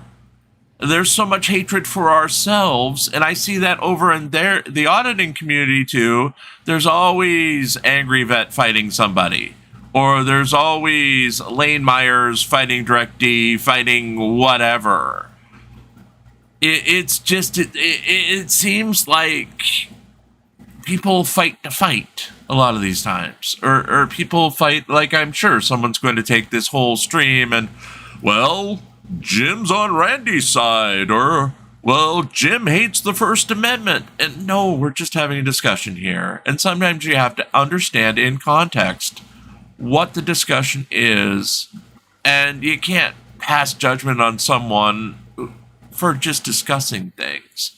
I think that's a line out of 1776, wherein they ultimately decided to go forward with the Constitution. It comes down to one man who said that if we don't discuss it, then nothing goes forward. And we have to be a little bit more open to ideas and the other side, and not be black and white on everything. I mean, that's just my opinion, because I'm so tired of having to walk on eggshells about giving an opinion that should be common sense. I would like to bring up 2 points if I could. Go ahead. It comes into two things. The first one is it's tribalism. Right. We all want to be part of a tribe. And a part of a tribe is we got to have a tribal leader. We need to have that one leader, that spear, the head of the spear, for lack of a better word, to say, hey, no, stop that. But with everybody wanting to be leader, it's just too much. You're going to have the infight. Am I wrong on that point? And we may get beyond the things that Randy knows here, but yeah, Chili often calls himself the head of the spear, and then all the auditors go, nope, walk away. So and that happens here. That happens here with the anti-auditing or frauding community, whatever you want to call it, because everyone's like, oh well, no, this guy says this is how you should do it. Well, this guy says you should do it this way. No. There's no right or wrong way to be a part of the tribe. It's how you behave in that whole group. But the second point I wanted to bring up is it's something Charlie Kirk says, because I like to listen to both liberal and democratic arguments and debates, because I want to get an even, fair balance to make an informed decision. If we have civil debate, like we're having now, like there's points that Phil's made that Randy may not agree, but there's points that Randy's made that Phil may not agree with, but we can all have that discussion civilly. We can accomplish more instead of just attacking each other and not having the debate or the discussion. But that also means that we're going to draw 24 people in rather than 500. People want the WWF or WWE. They don't want this. And that's what it comes down to. I would rather draw in 2 people and have a reasonable discussion that's meaningful than just try to have a shit show. That's just me though. Not saying anything about you, Jim, or anybody. NCR, you have to admit, you had fun on the shit show. I did have fun on it, but Okay. I think hearing both sides of the argument in a calm manner is going to further than just us yelling at each other, attacking each other. I think the civil debate, having civil dialogue, trying to find common ground through that, it's more beneficial for anything, be it, the whole thing with the auditing versus anti-auditing, or, just trying to have a discussion with somebody. So much chili hate in this chat.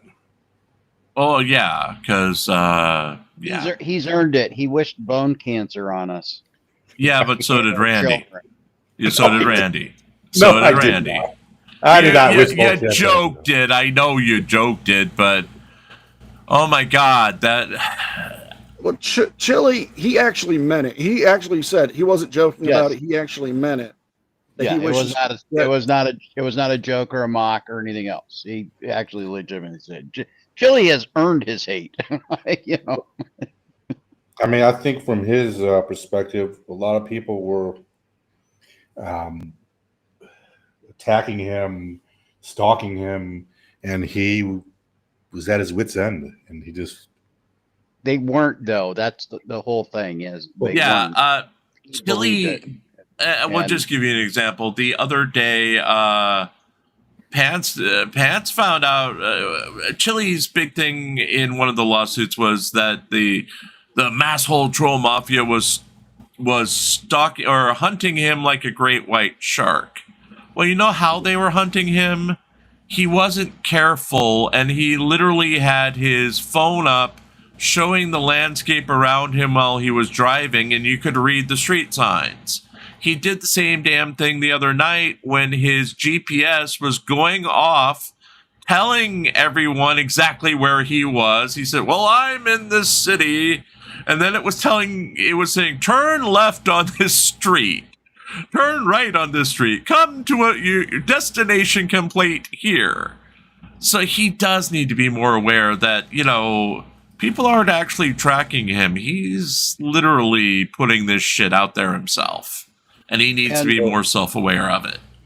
I mean, you remember when Dan Clement showed up to confront him? Yeah, I do remember that incident. Yes, and I also remember Chili trying to threaten him and physically intimidate him to the point where Dan Clement ran away. Yeah. After he wouldn't leave him alone. Yeah, I Okay. Again, Clement is confronting him on a public sidewalk, exercising his First Amendment right to a First Amendment advocate. You cannot be mad if that is your shtick. If what your shtick is to go out in public and to confront people, you can't be pissed off when people come and do it to you. It's the epitome of hypocrisy, and that's what earns Chili the hate, at least from me. It's the hypocrisy. You want to do it, it's okay for you to do it, but if people do it to you, it's harassment and a problem. You can't have it both ways. I've actually watched that video a bunch in the last week or two, and Chili was pretty pleasant to him in the beginning. He just wouldn't stop. Like, he brushed him off. Okay, Dan, right?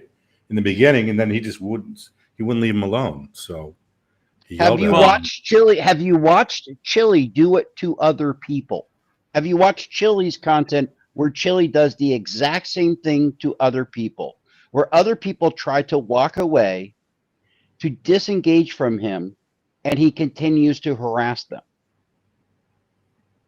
No, I've never seen that. You should watch more of Chili's videos.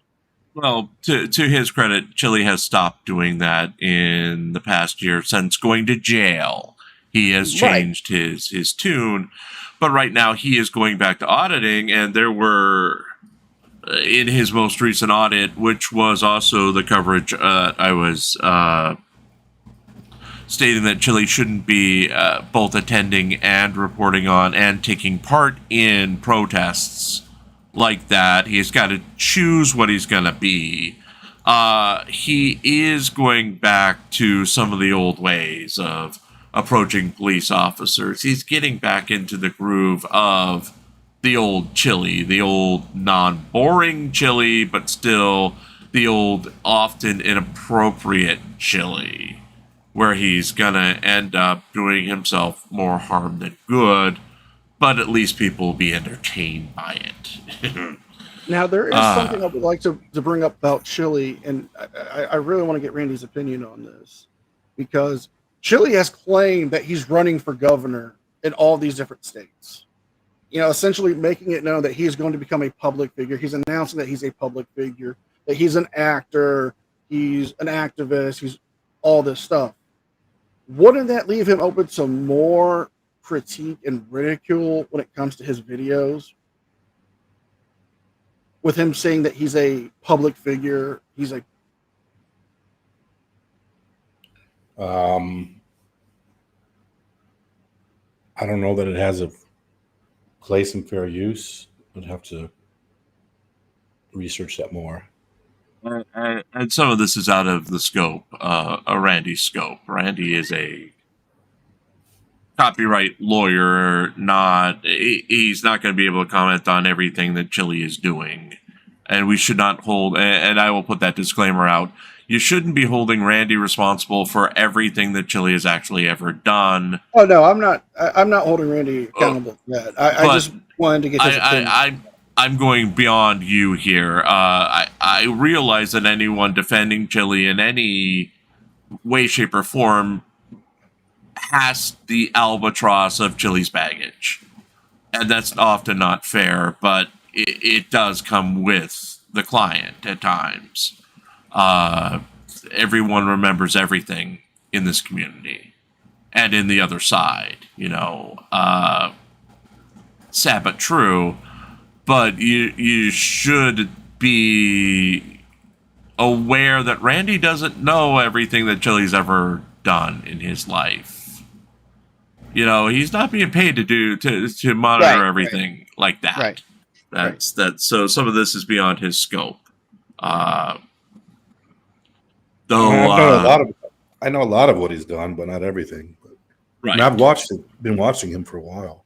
I mean, Chile, when I talk, he's so pleasant and cool to talk to. All these people are. Like, I think a lot of this is just characters on YouTube that they don't really act that way.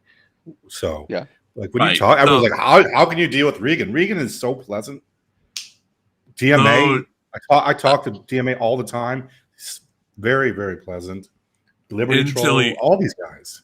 Yeah. DMA though, his little incident with the cop from the video last night, just there's an asshole underneath that. That's just his true personality. It's how he deals with police officers and demanding respect when he won't show the same respect. There's a lot to that. And I don't know what the personality trait is that has made him demand more respect than what he gives, but it turned out to bite him in the butt. With the ticket incident, a lot of people would have gotten off of that ticket with just a warning.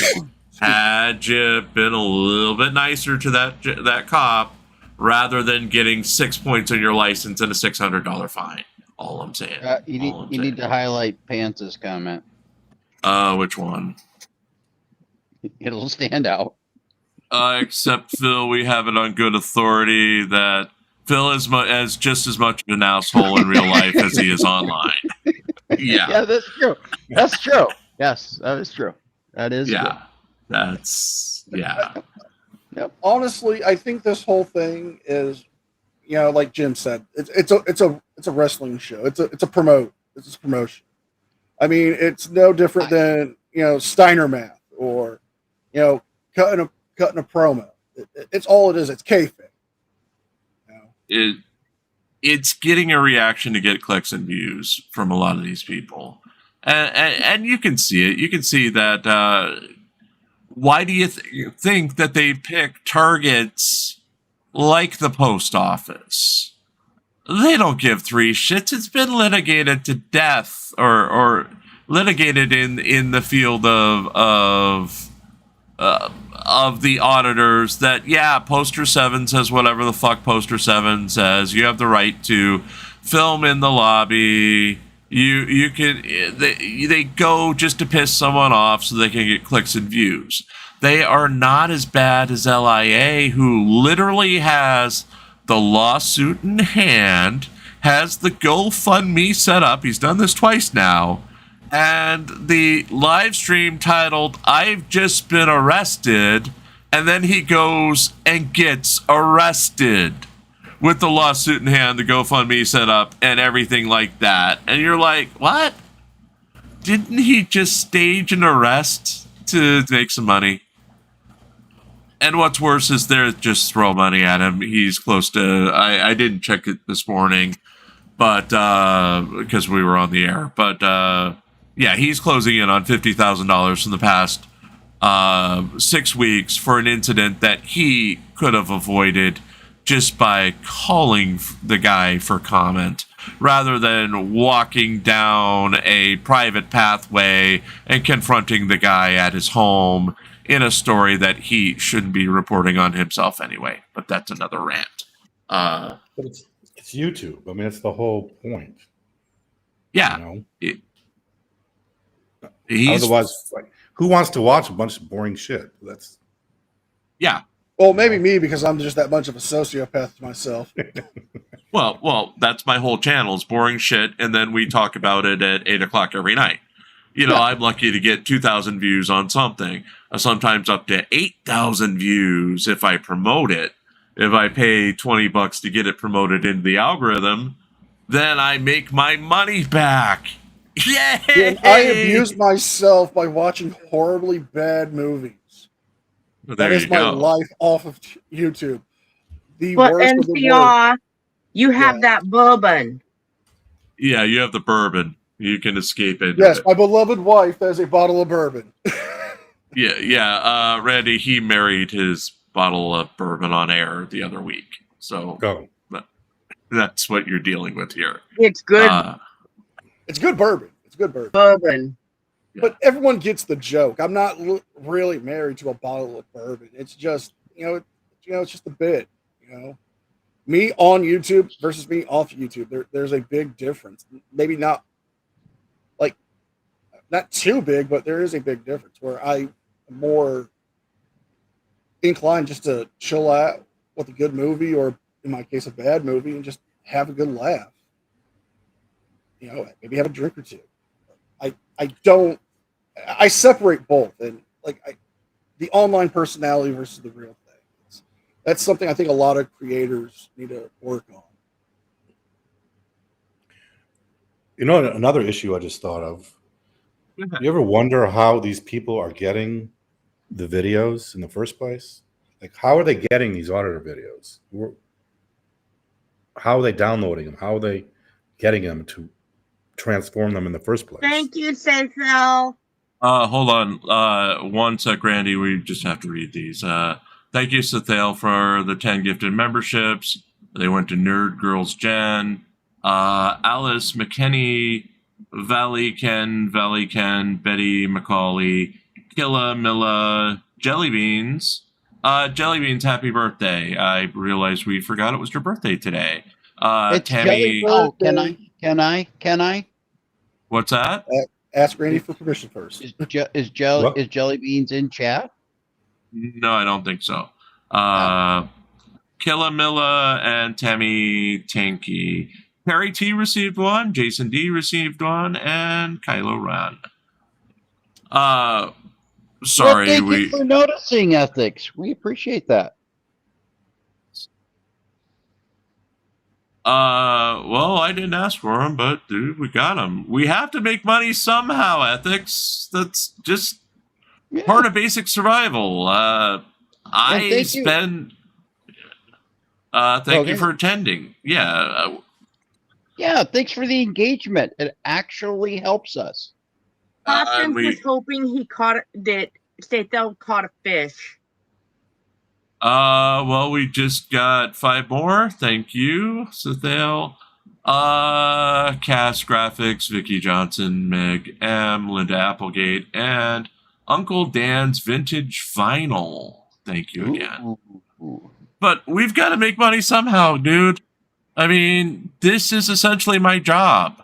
And I know, well, YouTube's not a job. Well, yes, it is, because I pay taxes.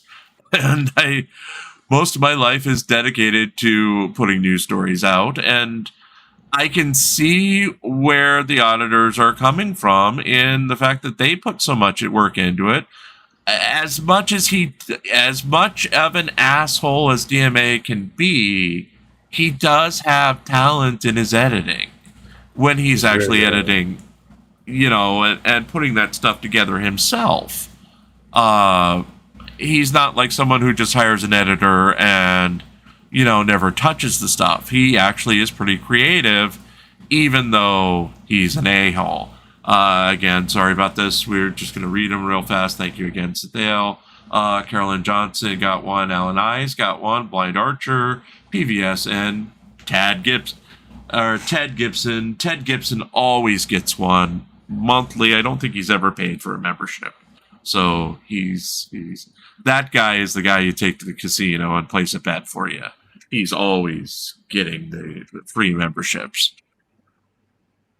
I agree with you, Jim. This is a job. It is a full-time job because when I do a video, I have to research it because I just don't want to talk out of my ass. Because if I talk out of my ass, I can make anything up, and it's just going to get me in hot water.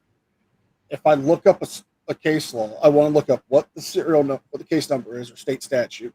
I want to know what it means. I want to understand it better, so that way I provide informative information instead of just wasting my time and just having something up here in like 5 minutes. I'd rather spend the 2, 3 hours, 4 hours putting out quality. All you have to do is put lipstick and eyeshadow on someone, stick it on your video. It's transformative. That looks like, yeah. Thank you, Pants, for the $20 super chat. You've seen it on screen here. Thank you again, Sathale, for more memberships. They went to Patty, Susie, Tina Slay, Warsloot, Lois Peterson, KS40, Wyatt's Daily Roundup, Jake Strange, Dr. DP, Andrew. Yeah, Dr. DP's a major. Yeah, DP means what you think it is, Randy. Yeah, just not good stuff. Good Lord. Yeah, he was on our Discord server in the early days and approaching women with, hey, do you like my name? Are you into that stuff? And you're like, oh, God, no. Don't kill my Discord server, dude. Don't kill my Discord server. Which I'm also saying to Randy, don't kill my Discord server, please. Please. Notice. Go ahead. I just find it's funny, you know. Everyone's saying that, you know, we have hate on both sides. I think, you know, we just kind of prove you can set aside the hate and have the discussion. I mean, there's things with some of Randy's clients I disagree with, but there's some things I do agree with them. Like, we do need to have the transparency in government. We need to hold them accountable. I just think it's how some people do it is just inappropriate. Well, to be incredibly slimy, I will say that I'm open to having just about anyone on the program as long as we can be civil and we can talk. And, you know, I'm not going to speak for anybody, but if we have somebody on, I expect that we present them respectfully, even if it doesn't mean that we're going to do, or even if it means that we're not going to do 8 million views. It's just that's how I was raised. You know, give everybody a fair shot here. Even if sometimes behind the scenes I can have my opinion too on some people being an idiot. And I do express it. So, yeah. Guess you do, and it hurts my feelings. Can somebody get Phil the comfy blanket so he can go to the quiet room? Quiet. He's so mean to me backstage. He calls me names, makes me cry. Yes. You also earlier we had Phil doing a little bit more of his nude grilling. Risque. Risque. Risque. It was tastefully done. Well, thank you again for 5 Tastefully more done. super chats. Astro Geek, WV Girl, Marty Moser, Stephanie, and Metal Rabbit.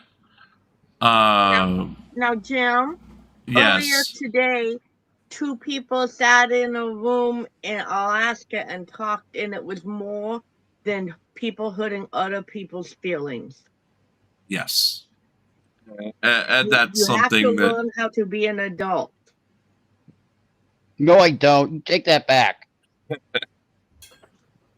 Well,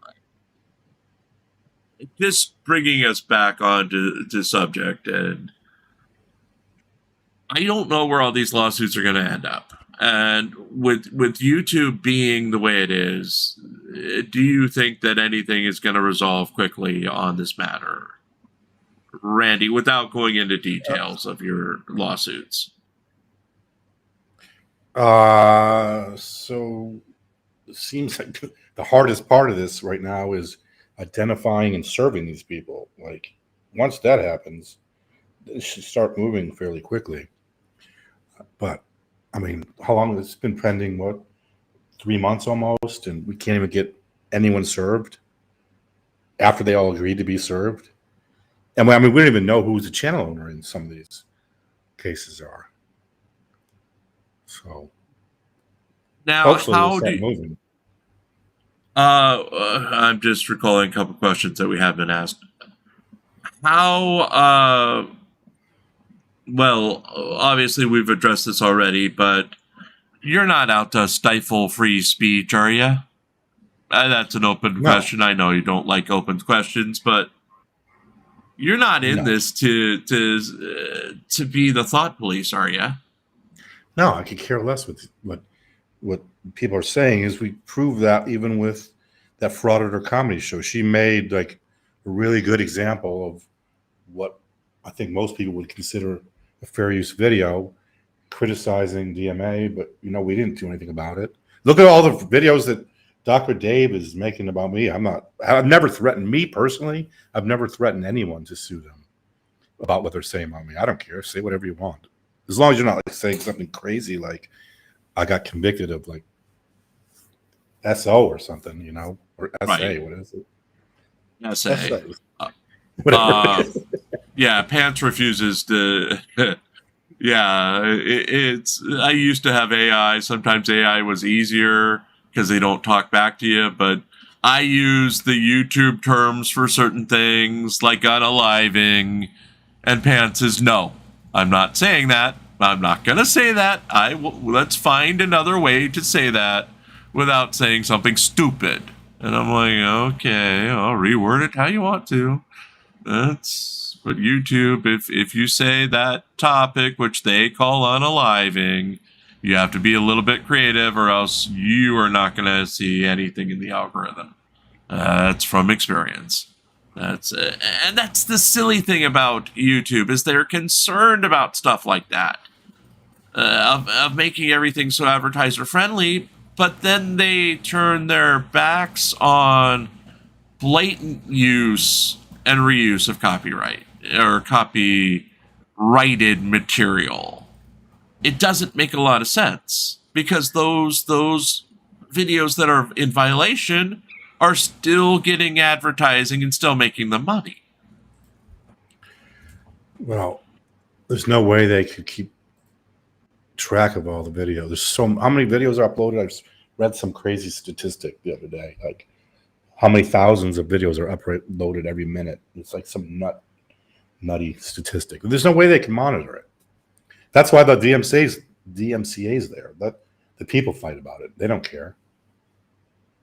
I have a bone to pick with that, because I love movies, and I like, if I could play a public domain movie where there's no copyright.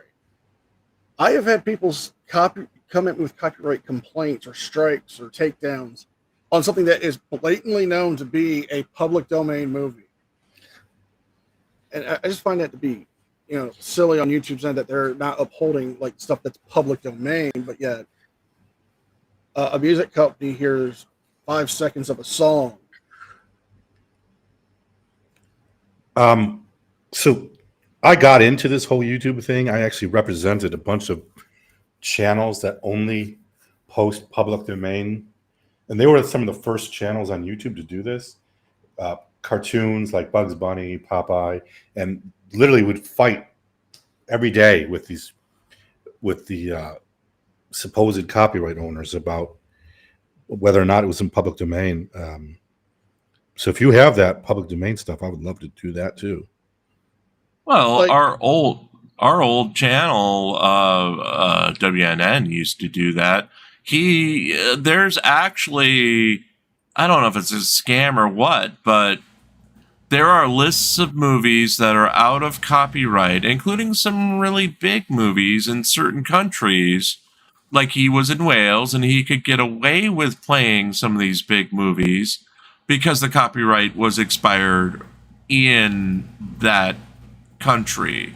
There's a whole subgenre of channels that abuse that to play some of these out of movies. Like he was playing as recent as, I know Joe versus the Volcano wasn't a huge hit, but it was a Tom Hanks, Meg Ryan super hit at one point, which he was blatantly using on his channel and making money off of because it just happened to be not, the copyright was not applicable in Wales. So, you know, everyone's going to find a way around it if they can. They sometimes they'll geo-block Yeah. situations like that. I've had that happen to me with a public domain. I was trying to play the original Night of the Living Dead for Halloween because I knew it's public domain. Everybody knows that movie's public domain because the publishing company forgot to attach George Romero's copyright claim to it. So it's in the public domain. People can play the whole movie if they wanted to uninterrupted. But I got geo-blocked on it saying, no, there's a copyright for it in, like, I think Germany or Romania, somewhere in Eastern Europe. It was just weird. That happened to us many times. And I know a guy who has a humongous library of public domain videos, movies, cartoons that he sells. The guy knows everything about public domain. And that's who he used to use. But this guy, it's actually a pretty funny story what happened to this guy. He owned like 13 channels. He was making a ton of money. And he did a takedown against someone on Amazon. And the woman sued him.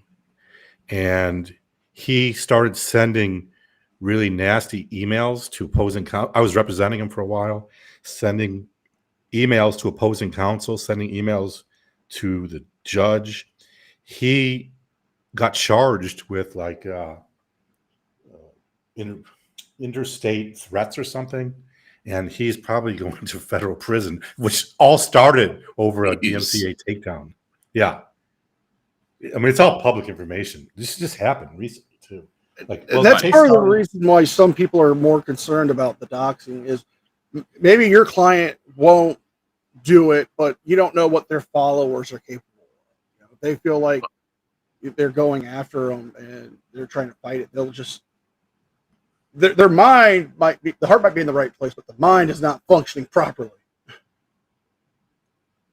Well, how are we supposed to name somebody in a lawsuit without naming someone in a lawsuit? You know what I mean? Like, if you don't want to get doxxed, don't take other people's content. Well, that's what I didn't get about the, and sorry to bring up an actual lawsuit, but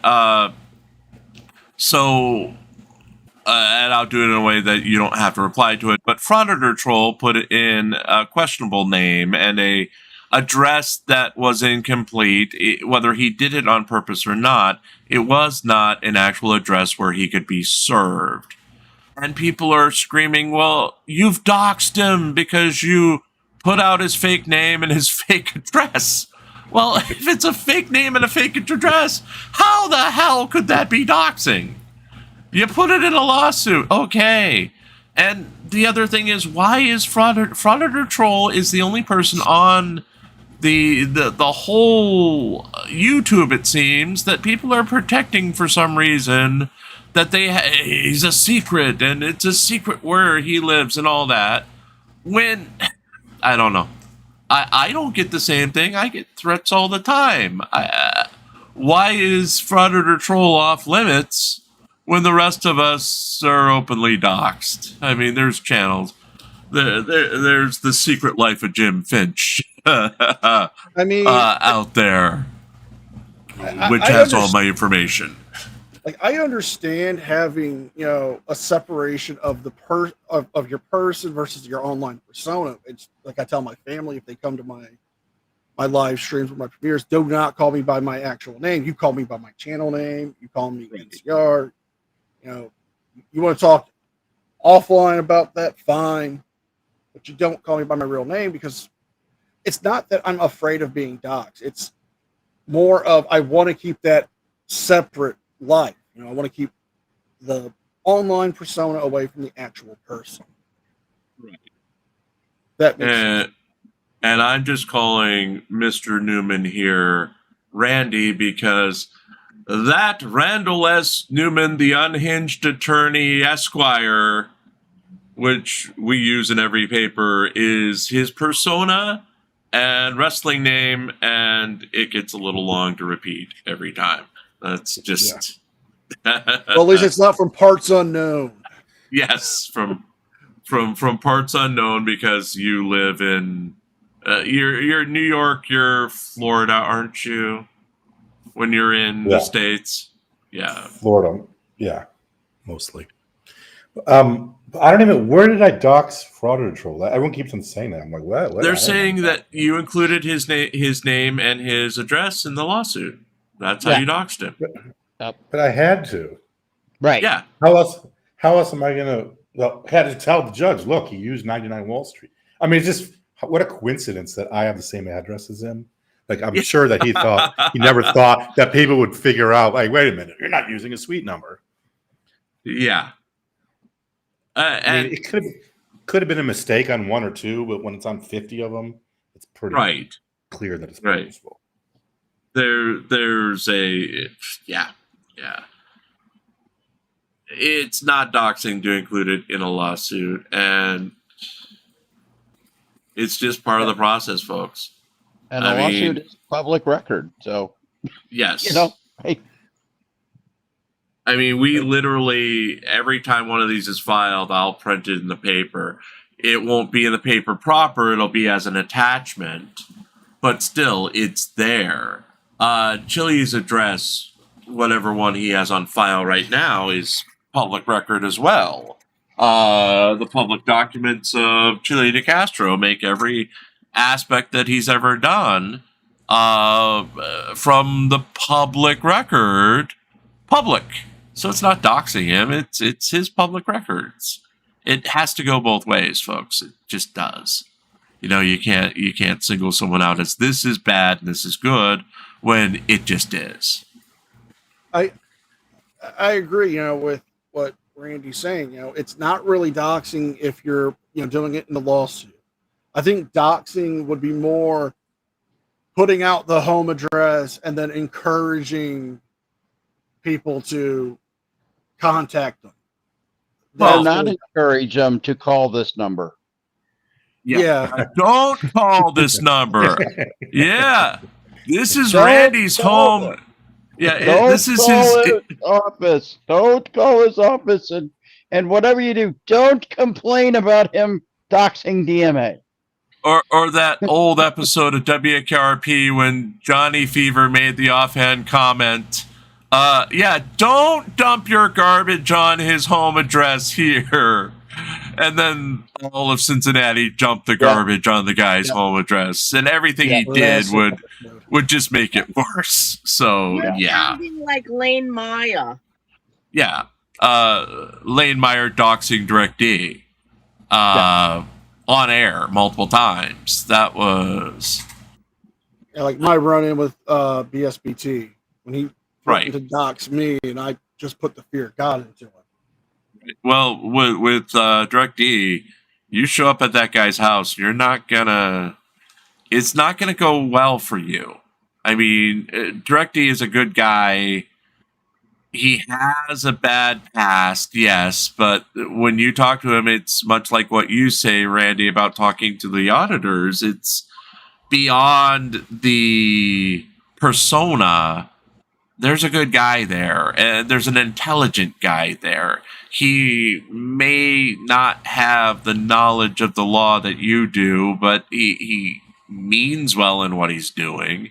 It's just doesn't their persona is different than who the real person is. But at some point, if you show up at his house, you make the decision to go down the 5 miles of private property to get to this house, and you trigger all the cameras on the way there, it's not going to end good for you. Just not.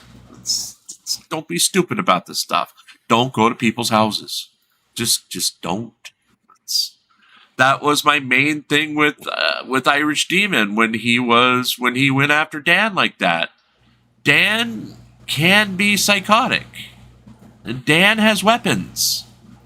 Dan could have just pulled out a shotgun and gone crazy. You don't know. You really don't know when you're playing around with these people who's gonna end up ultimately injuring you when you actually follow through on the doxing. Like that old bit from The Simpsons where they showed Matt Groening as a crazy old man drinking whiskey in his office and then pulling out the 6-shooter. Right. Anywho. We've gone down so many roads here. Anything you want to impart on the audience before we start wrapping up, Randall? Not really, but we might have a new line of cases coming out soon. We'll see. Anything you can share? Well, starting to talk about it, but it's basically how people are getting these videos. Like, where do these videos come from? Like, how are you downloading them? There's no tool on YouTube that allows you to download a video from someone else. So how are you getting them? Okay. And there is a rule against that of actually downloading and reusing content. Correct. Right. Yeah. Same rule that prevents you from copying a DVD. You're circumventing a security device, or whatever it's called exactly in statute, but it's something. And it's a $2,500 fine, from $200 to $2,500 per video. But would YouTube be receptive to that? Or, I mean, I guess YouTube isn't really involved, but would they be ultimately responsible for that download, for letting it happen? They wouldn't be responsible. But there are, Pants comment, there are a bunch of third-party tools that allow it. But the question is, are those tools legal? Right. You're allowed to screen record, though. That's legal. You could take OBS, screen record a video, and you're not circumventing the security device. But the question is, like, YTDLP and the other ones, whether or not they're legal. But trying to go after the software companies would be difficult. I think that one's like a collaboration of a lot of people as opposed to one company. And there's hundreds of those, you know. There's I just forgot the one that I would never admit to ever using one, but there's one that we've used in the past. I used to at one point 4K downloader. That's one of them. I've used to download my own videos just because it was easier than. Well, you're allowed to do it, right? But I also used it at one point to download a show that's been out of print. You can't find it anywhere. You know, there's just fragments of it. technically even having it on YouTube is a violation of copyright, which I then downloaded. So I'll never identify that show. I'm not stupid, but yeah, I used 4K download in that instance to download a show which you can't get, you know. Is that still something that they'd come after me for?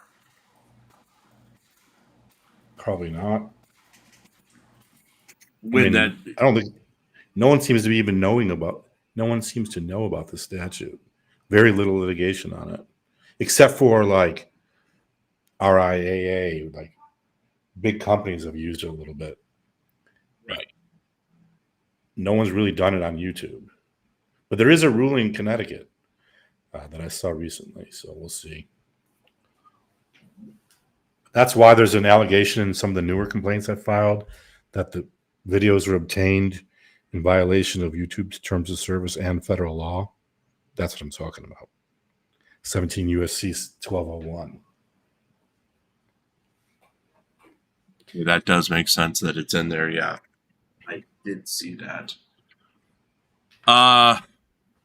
Will that ultimately pay off for some of these? And I mean, will it stop the misuse of the copyright? Well, the problem is that none of these people seem to have any money.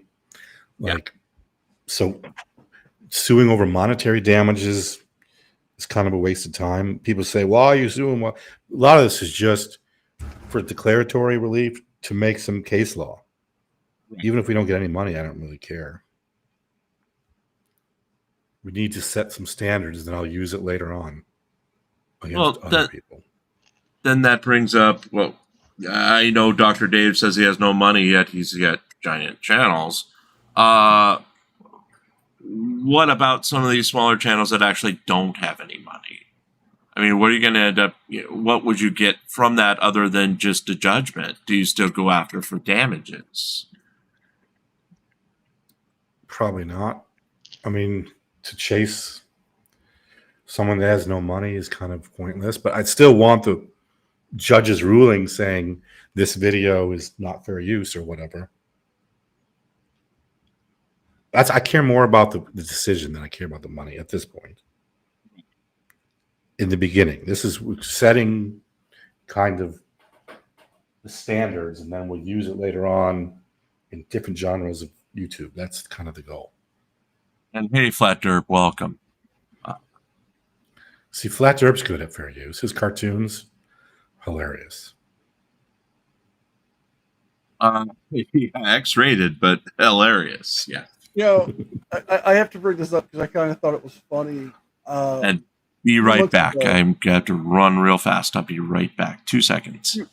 A few months ago, when you did that interview with Liberty Troll and Dr. Dave, I was running my podcast's premiere at the same time, and I thought you had popped in on my podcast, unrealizing I was Liberty Trolls when I said hey to you. I mean, long day for me. It was kind that you said that, you know, I'm pretty good at fair use, and I try to be. I don't want to steal somebody's, you know, work. If I can use it, I want to use it where it's fair, where I'm providing, you know, a fair use depiction of it. But I'm not going to just steal content from somebody. It's happened to me, and I don't like it. Okay, I'm back.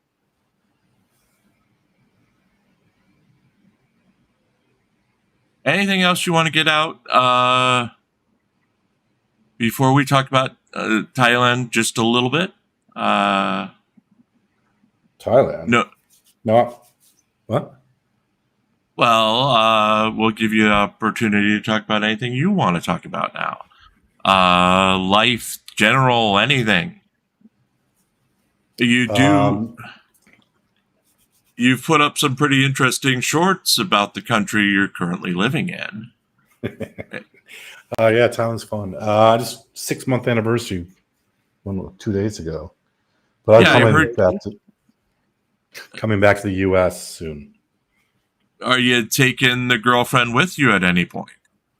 Yeah, she's coming with me. She has a Okay. long-term U.S. visa, so Okay. she's lived But- all over the world, France and LA. But and whatnot. you're not prepared for ICE to show up all of a sudden and send her back. That's No. the world's changed a little bit, and it's getting scary out there for some of this stuff. Well, since we talked about it a little bit, Randy, what kind of movies do you find interesting? Like what do you have a personal preference for a genre? Comedy, crime, kind of shit. We just saw the new Fantastic. We see a lot of movies in the theater here. The theaters in Thailand are nice, really nice. So we see a lot of, I don't know, whatever's the latest stuff we usually go see. But I didn't like that Fantastic Four one though. A lot of people didn't. I have not, no spoilers, but yeah, it was having cuts up to about a week before it hit theaters. I mean, major cuts, like they took an hour out, is what I heard, because nothing was working. I've got the new Superman. Superman came out today on, what do you call it, on demand. I've got that waiting for me tomorrow. I'm going to watch that. That one seemed to have a better response from the audience. Did you see that one? I haven't seen that one yet. But how about the Captain America? I saw that a couple months ago. That was horrible. Which one? Thunderbolts? I saw that one too. That one was pretty good. The one before that, I think it was just Captain America, maybe. Oh, Captain America fighting the Harrison Ford one. Brave Frontier, Brave New World. I mean. Brave New World. I couldn't even stay awake. Yeah, So that bad. one. That one didn't know what the hell it was. It felt like, because if it was, they were grabbing too many storylines from the comics and trying to compress all those storylines into one movie. right.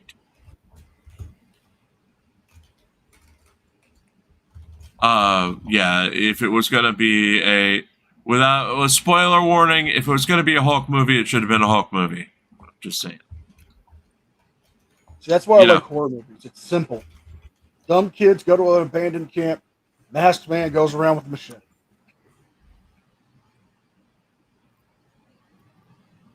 Anything else going on with you, Randy? Flat Derp's goofball. No. I'm trying to get Johnny Somali as a client. I can't find. So I like emailed a few people to get me in touch with them, and nothing so far. That guy's hilarious too. So we'll see what happens to him if he goes to jail. But that legal mind, someone just brought up legal mindset. I know he lives somewhere in Bangkok also. And I think he's from Florida also too. I don't think he actually practices though. But it's my understanding he used to be a tax attorney.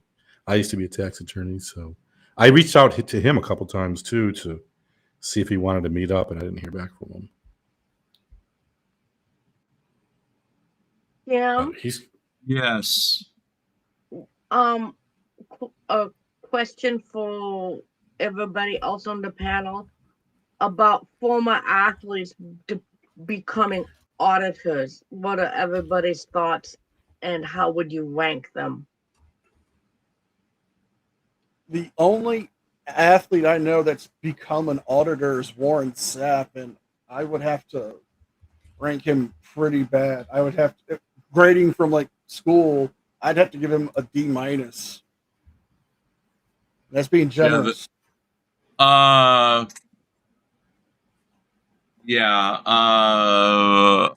Venus, the pro wrestler, became an auditor for a while.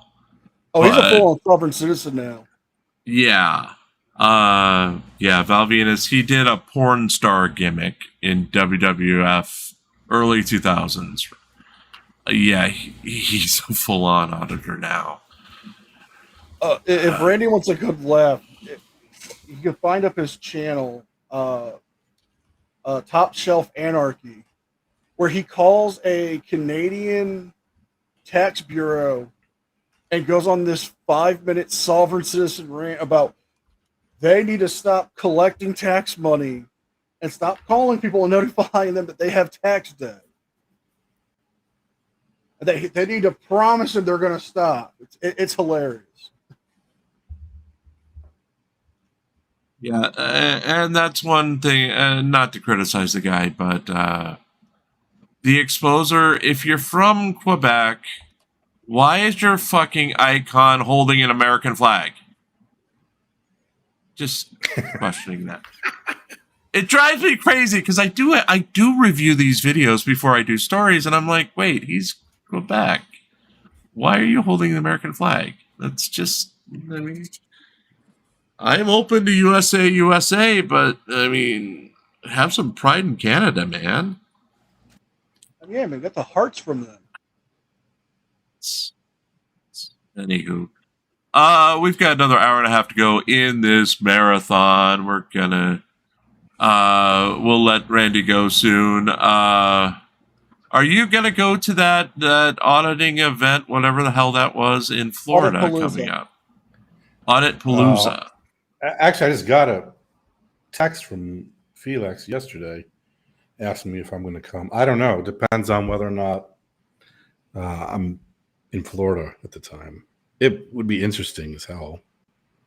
I've heard there's screening, so our side can't go and sneak in. So, it's like, well, free speech and all. Yeah, but and First Amendment, you know, I can't go film. Yeah. Okay. Felix grew up right by where I grew up, also in Cleveland, like really close. Did he? Yeah. So, are really you close. a full out soft sit too? No. Oh, he is. So I just, you know, thought maybe there's something in the Cleveland water. No, we cleaned that up a long time ago. Our river does not burn, okay? Anymore. Do you want me to bring up the list of famous Ohioans again? Because I'll do it.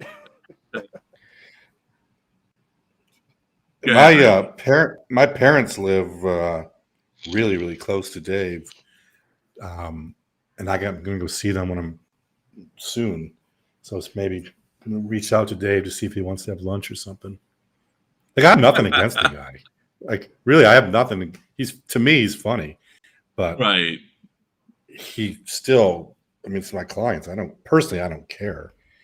So I have no, I mean, I don't think he's happy with me. Them reporting me to the bar. I hope they file like a gazillion bar complaints because it's going to make the bar not care at all.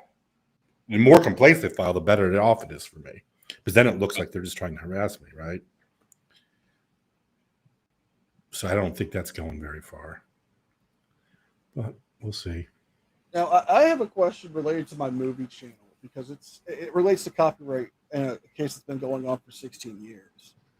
The Horror Inc. versus Victor Miller rights over the Friday the 13th franchise. They finally got to a settlement and a ruling.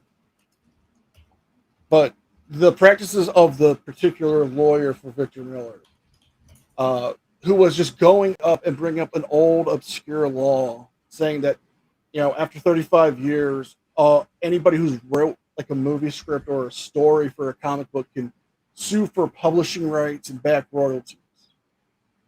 But he was just doing it in like a real shady way. Do you feel like that would hurt any legitimate claims? I have no idea what this case you're talking. I mean, I'm reading it now, but I wasn't even familiar with it. Just so to summarize, Horror Inc. Sean Cunningham's company, who put out the first Friday the 13th movie. The writer, Victor Miller, who wrote the screenplay, but also had somebody rewrite it uncredited to make certain changes. They got into this long dispute, so that's why we haven't had any new Friday the 13th IPs come out. You know, the last thing we had was the game for the PlayStation, PC, and Xbox. That got But- pulled. That Yeah, got pulled. the That's service got shut delisted down. now. Yeah. Yeah, it sucks because it was a fun game. So I don't know. It was But- essentially like seven people could play. One of them was Jason, I mean, and the rest of them were the camp counselors trying to either survive or trying to kill him. It's a popular genre now. But Go ahead. But the other supposed to be the case was who really owns the rights to the characters of Pamela Voorhees, Jason Voorhees, Camp Crystal Lake. But the lawyer in question who was bringing this up was going to like all of these old screenwriters and comic book writers and telling them to do this, and he was suing on behalf of them. But he was doing some real shady stuff with it, like not informing certain people about the lawsuits being filed, not doing the process right. So my question is, does Randy, in Randy's opinion, does that hurt legitimate causes for people who have copyright disputes like that? I don't know about the case to say anything, but it says here you got 887,000 in attorney's fees, Miller. So he won, Miller? It was split down the middle. Victor Miller got the rights to everything in the first movie, which would be Pamela, the campgrounds, the name Jason for the child form, but everything after that first movie, so like from 2 on, Horror Inc. Sean Cunningham has the rights to adult Jason and the name Jason. Well, and like the iconic hockey mask and stuff. Well, here's one that you may know about. Parson brought up the Bond movie, Never Say Never Again, which was actually went up against Octopussy. It was a non-canon James Bond film because I believe it was based on the book Thunderball and not, which was previously made. They essentially remade the movie Thunderball using Sean Connery in the 80s, who starred in the original Thunderball, because they didn't, the Bond owners didn't have copyright for that movie. Did you hear about that one? No. Okay. I think that's finally under, now that Amazon owns all of the James Bond stuff, I believe that's finally settled. They have the rights to everything now. But it was a strange loophole where the off-brand James Bond actually did better than the official Roger Moore James Bond that year. So, just because it was the return of Sean Connery after all those years. I think some of the knockoff James Bond movies were pretty better than some of the originals. Or not, I should say originals, but some of the later entries.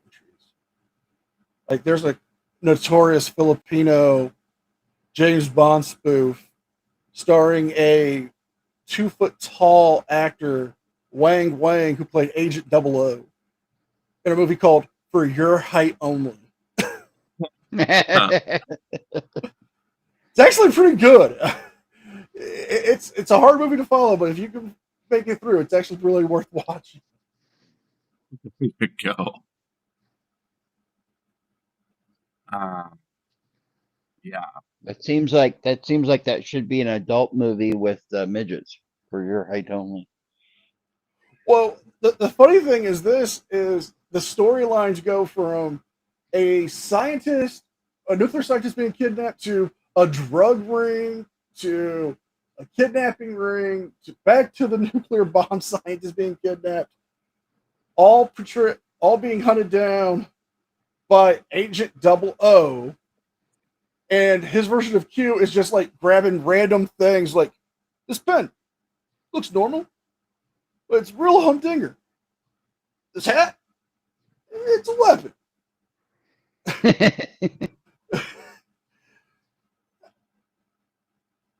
I mean, that's something I would love to talk to Randy about some of these like blatant knockoff movies that came out. Yeah, that's something I think me and him could probably have a fun conversation with. Well, Phil, Yes. you know what we forgot to do this hour? Is he here? Is he here? He's lurking, I'm sure. He's always here. Yeah, you forgot the Griffey part. Yeah. Phil, your turn. Clarice Griffin. We would like to thank Sir Griffey for his attendance in our chat and making us better people. We've fought respectfully in the chat amongst disagreements because Griffey's greatness. Thank you, Sir Griffey. Thank you. Even though we still have another 90 minutes to go. Just want to thank everyone for being a part of this today. And thank you especially to Sathale for his donation of all of those memberships. That was awesome. Thank you very much. His free will donation. His free will donation. Yes. Of all of those memberships. For all of those people to leech off of YouTube. Thank you. Thank you. I hate to do this, but I'm gonna have to duck now because I've got to get up in the next few hours. Okay. Well, have a good Randy, night. It was nice talking Yes. to you, and I hope we can talk more. Yes, like. And if I find any more of those links of those AI stealing stuff, I will be more than happy to send them to you. I'm on Discord now. We're friends, so. Yeah, he's up. Oh, God. Yeah. Y'all have a good night, and Randy, have a good day. Thank you. You too. Yeah, what are you going to do when you're back on U.S. time? Oh, I can't wait. This freaking midnight meeting in Furs, and yeah, it'd be nice to be in the same time zone.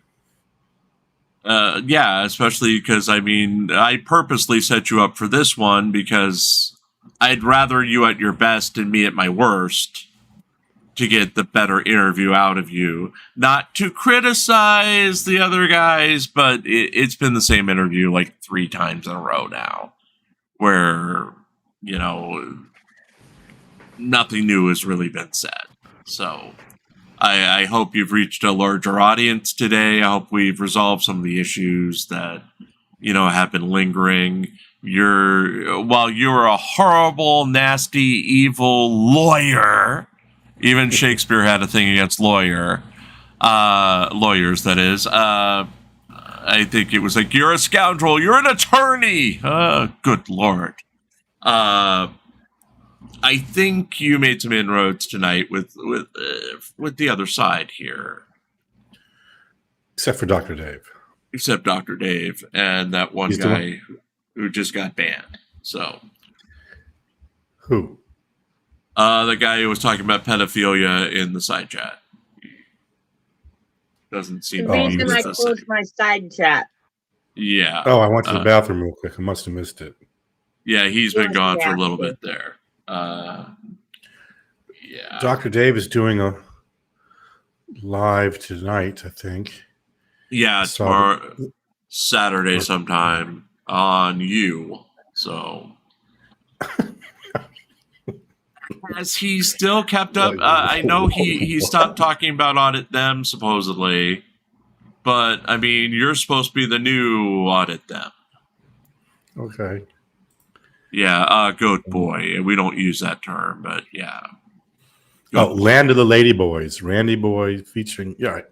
Land of the Lady God. Boys. I mean, come on. That's just...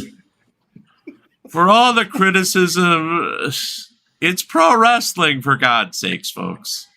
It's just pro wrestling. I mean, if you take offense at it, and yeah, there is stuff you can take offense at, but you would have never made it in 1981, where, you know, God. I remember one of my nephews came for a visit for the summer, and I showed him some classic movies, and we watched, what is it? John Travolta dancing movie, Saturday Night Fever. And I remembered Saturday Night Fever being a classic. But that movie is so raunchy and so inappropriate at times that I'm wondering how the hell did, you know. Okay, but they did something smart, right? Because the original one is raunchy and all of that stuff, and that's the R-rated one. And then they realized that disco was so popular, they made the PG one, which took all of that out. Yeah, but the home release is Gang SA. Oh, it's a better movie. The R-rated version is a much better movie, actually. Yeah, but there was things I mean, you go to Saturday Night Fever and you're thinking dance and happy and whatever, 70s. And there's some really twisted shit in that movie. There's just, you know. Joe Namath did a movie after his football career where he played a biker. Oh, God. And it was in the 70s, right? It was rated PG-13. Right. There is a scene, or not, it was rated PG because PG-13 wasn't a thing back then. Right. It was rated PG. And there's a scene in there where they're at like this campground, right? And a group of guys are doing a girl. Ah. And I'm like, okay. How did this get to be PG? In a PG. Well, that's in the 70s. It's like, okay. The original Bad News Bears. Yes. The little kids are literally drinking beer at the end on the field. And that was a kid's movie. And the one kid was so racist that he would be canceled in I remember seeing that movie for the first time and learning new adjectives for things that I probably shouldn't. So now here's a question: who remembers in the movie Grease when they were in the shop building the car, them grabbing Saran wrap and grinding on it? Yes, it's just explain that to your child as he's watching it at home. Well, one of the subplots in that one was someone who thought she was pregnant.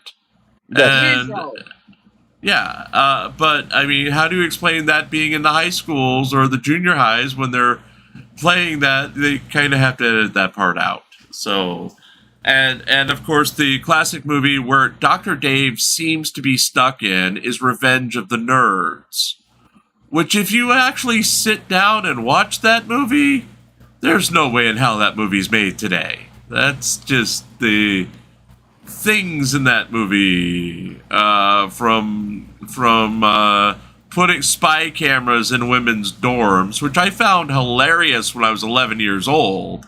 Yep. Nowadays, that's never going to happen. Do you remember the red-headed violin player? Yes. Okay, Timothy Busfield married the girl who was Laura Ingalls Wilder from Little House. Oh, there you go.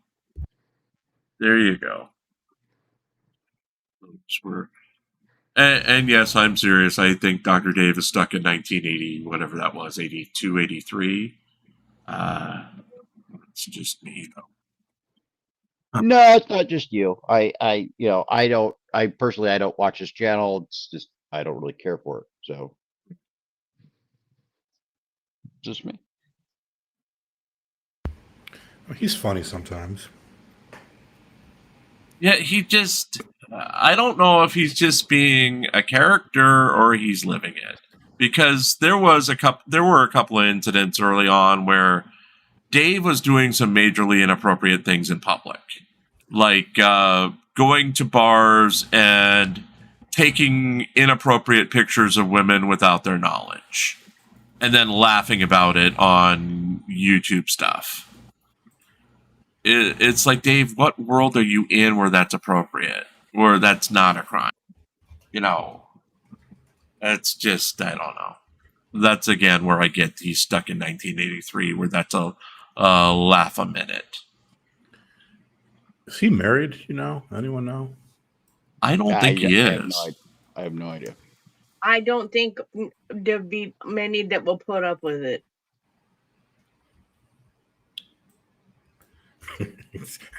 Now his new thing is always talking about Christopher's mom. Like, Yeah, 'cause he because it knows pisses off DMA. Yeah, I did that too. I mentioned that on purpose just to see if I could get that article actually read by somebody, and no, it didn't work. But still, I think I mentioned it once, and I kept getting one of the DMA supporters. You mentioned his hot mom. Well, so I don't think he even watches DMA. He doesn't like to watch the anti-auditor channels and whatnot. right. Well, is there anything surprising about some of these folks? Huh? Now that we've established that they're going through the exact same shit as this side. Or anything you can actually share.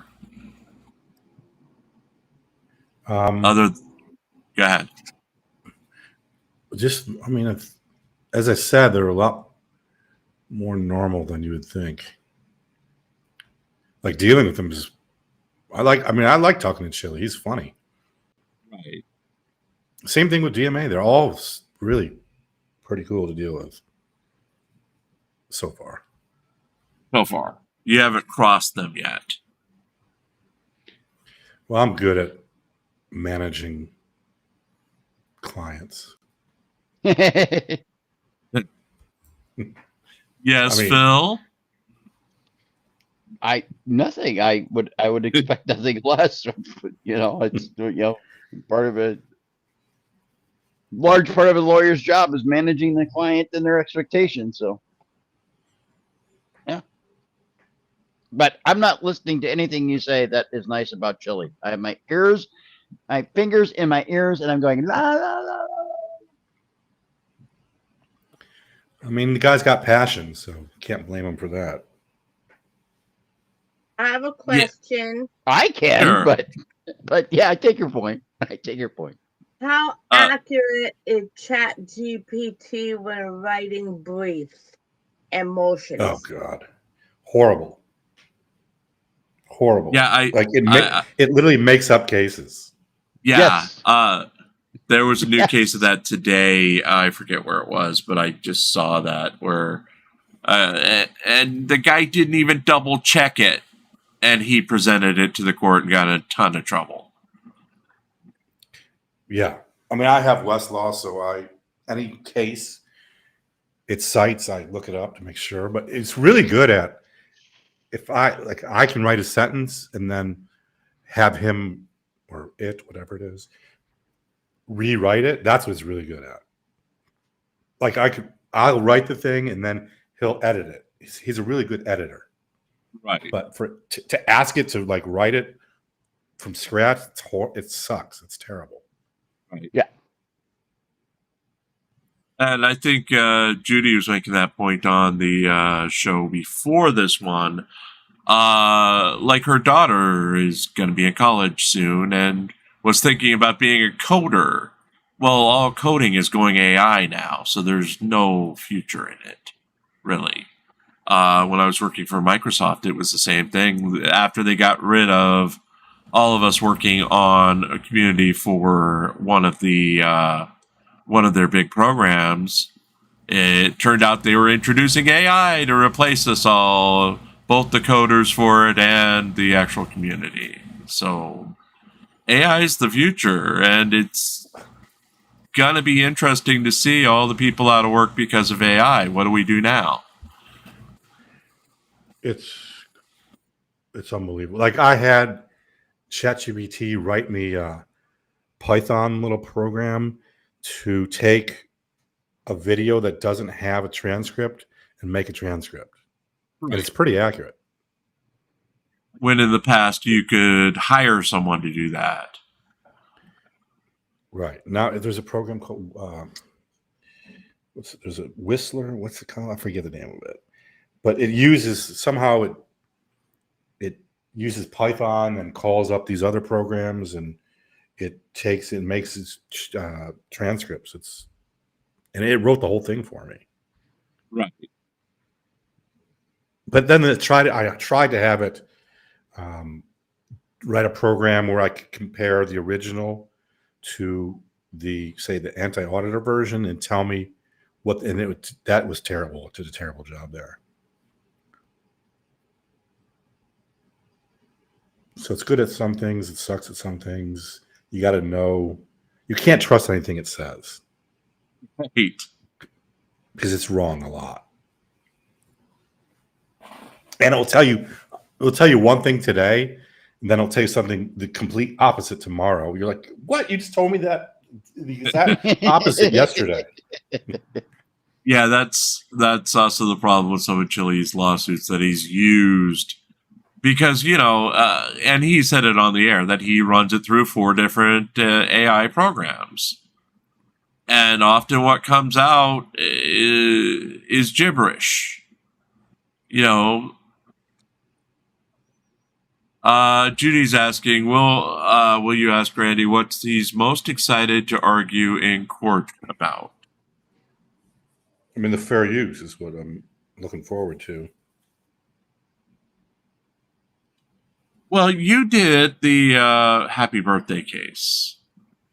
That was awesome. And yeah. I mean, that was how long ago? That was a few years back. But Started for those in 2012, yeah. For those who aren't aware, for years and years, you couldn't sing happy birthday on TV. You just couldn't. We got, as part of that settlement, it was a class action, right? I was giving checks to people for like $1 million. People think, oh, you get 17 cents back. But we got like Hallmark, or one of the big greeting companies, Hallmark or American Greetings, I forget which one. They were getting like huge refunds. Right. Actually, people keep on commenting that it wasn't me who really did that happy birthday case, because they look at papers again and then don't understand the story. But what happened with that is we filed the case originally in New York under my name. I'm the one that signed the complaint. And then some other friggin' firm in LA filed they saw the case and immediately filed their own case. So when you do a class action, if there's multiple cases filed, sometimes there's a fight over who's going to be lead counsel. So the firm that I teamed up with was like, how about just you don't get in the fight? Your name's not going to be as well known or as prominent on the papers, but we'll avoid a lot of problems because it will be big firm against bigger firm, instead of me. At the time I was a solo.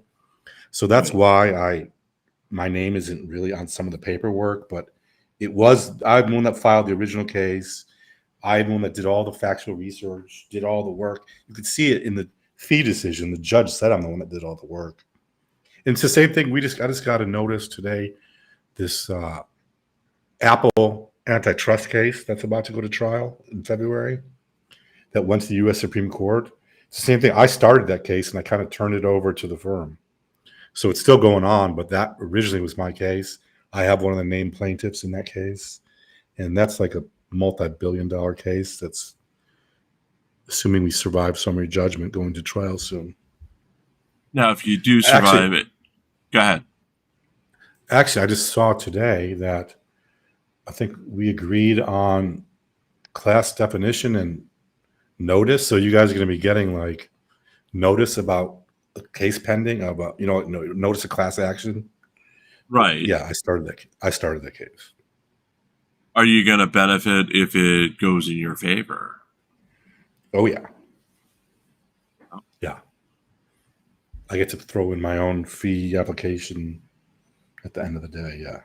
Plus that usually they give you a payment for bringing in the client. Same thing if you turn over a personal injury case to somebody, like a referral fee. So we'll see how that goes. It's been going on since 2007 in one form or the other. So I'm not holding out a ton of hope. Yeah. 2007. Jeez. Yeah. We started 6 weeks after the iPhone came out and still going. In a different form. The original one, we sued AT&T and Apple. And Right. there was a Supreme Court ruling that said you can't sue AT&T because of arbitration. So then we refiled it against Apple only. And then that ended up in the U.S. Supreme Court, and we on a motion to dismiss, and we won that. Antitrust, Al Smith.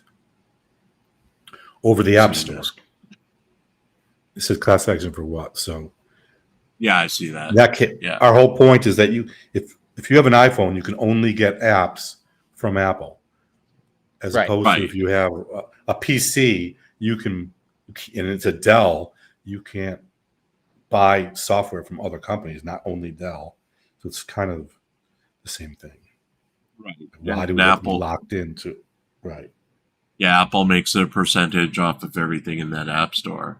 I recently changed tablets from iPad to a Samsung. In fact, the great and powerful Griffey, who is sponsoring this this marathon as part of my compensation for a previous marathon, was that tablet. But I'm shocked because, like, I can read on my Kindle and buy books in the Android version when you can't on the iPad version, because Amazon ain't gonna pay 30% to Apple, just to have it in their ecosystem. It always pissed me off because you'd have to go to the website and actually go get the books or the next book in the series or whatever. So it's a big difference. What's like, I don't know if they're still doing this, but if you did YouTube Premium, there was a different price if you signed up on your phone compared to if you signed up on your desktop. Right. It might have gotten rid of that because of the commission they were getting. I think sometimes they don't even let you sign up anymore through your phone because of the commissions. Right. You have to go to the desktop. But that's an example of the antitrust part of it. And folks, we've got another hour left here, I believe. Thank you again for being with us tonight, Randy. And thank everyone for being with us as well. Really interesting talk tonight so far. Yes. Some drunk girl videos can we watch? Yes. You want to watch a drunk girl video? I was just going to say that. Let's watch some drunk girl. Hold on. We were watching. Let's give Randy a front row seat to what we do. To our shitty world each and every night, or 5 nights a week. Randy, would you like to get married? Yeah, we can marry you off to, except we already married this one off to Parson. Because we already started this one. Yes, Touche. I'm gonna have to say goodnight. I got my medicines. Okay, well, thank you for being with us tonight. And remember, Thanks. no show Remember, no show Saturday night because I'm going to get sleep because I've been on the air for 20 hours. So, all right. Okay, night, everybody. And I'll be visiting the land of pants with the wife. Yeah, there you go. NCR will be doing a show on his channel with Gia maybe tonight. Yep. So that's good. But we had started this one. I will restart it because we only got like 3 minutes into it. So let's bring this one up. It's a short one. And yes, she's already been married off to Parson. We married Parson 18 times today with our fake online marriages against his will. So there you go. Yes. Just one of those weird things we do. Let's see. Drunk as hell. Pretty angel babe brutally crashes car. So let's see what this one's about. For this exercise, your feet are going to be together. Yeah. Arms are going to be relaxed by your side. So just watch me. Okay, so my eyes will be focused on the red light. Driving under the influence of an alcoholic beverage or chemical or controlled substance. I want to request a breath test to determine the alcohol content of your breath. On September 8th, 2023, the Broward County Sheriff's Office rolled up to a crash near the airport and could tell right away this had DUI written all over it. The chick behind the wheel claimed she couldn't see, didn't drink, and somehow ended up wrapped around a side marker. She stayed calm though, like a quiz she didn't study for. What happened tonight? I was trying to take my friend home, and I literally hit the side markers, and I was not in the way to drive home, so I'm here. Okay. And I'm just waiting for a way to go get myself home and hopefully my friend home. Okay. Your friend Bianca from over there, we came this way. We were going to go over to Glitch Bar. Didn't make it to Glitch Bar, obviously, because she wasn't feeling well and I wasn't feeling well. We were just going to decide to go home. All right. And then I obviously was going to take her home, and then that was my mistake. I know you haven't made it to Glitch Bar yet, but No. have you had anything to drink tonight? No, officer, I have not. I was going that way. I have not had anything to drink tonight. Do not plan on it. I just want to go home.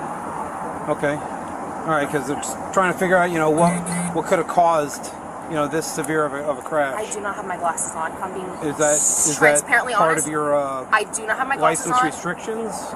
It's not part of my restrictions because I haven't gotten my license renewed recently. Okay. It should be. My glasses are not up to date to my vision, and I do not have them. So I was trying to drive. I could not see. I'm going to be completely transparent. All right. I could not see. Deputy Singh's investigation is his own. Yep. I'm doing an independent DUI investigation, basically for driving under the influence of alcoholic beverages. Yep. There's been indications that I've received just standing here, and of course what Deputy Singh has told me that he warned about you, that when he was in contact with you. Yep. So we believe that you may have had something to drink tonight, Yep. and that could have been a contributing factor. Okay, since we've gone 2 minutes, 29 seconds without saying anything, what do you think of the girl so far, Randy? She doesn't seem drunk to me, does she? No, she doesn't. But then again, we had one earlier, and remember we were doing mainly drunk girl videos all day. She was able to do the 1 foot in front of the other test perfectly. She was able to put her foot up and hold it for the 30 seconds. She could count backwards from A to Z, or A from, I think it was K to R or something like that. Do the backwards counting randomly. And then they took her in, breathalyzed her, and she was a 0.287 blood alcohol level. So she seemed perfectly normal. We're all going, okay. But then they did the BAC, and oh my God, how is she alive? One time I flunked the test, you know, all those nonsense tests, and I had they gave me a breathalyzer 0-0. Okay. And I still flunked the thing. That's what I'm saying. I don't know. These tests are not that easy. Oh, Yeah, they charged we me with BUI when I blew 0-0. Oh, Yeah, geez.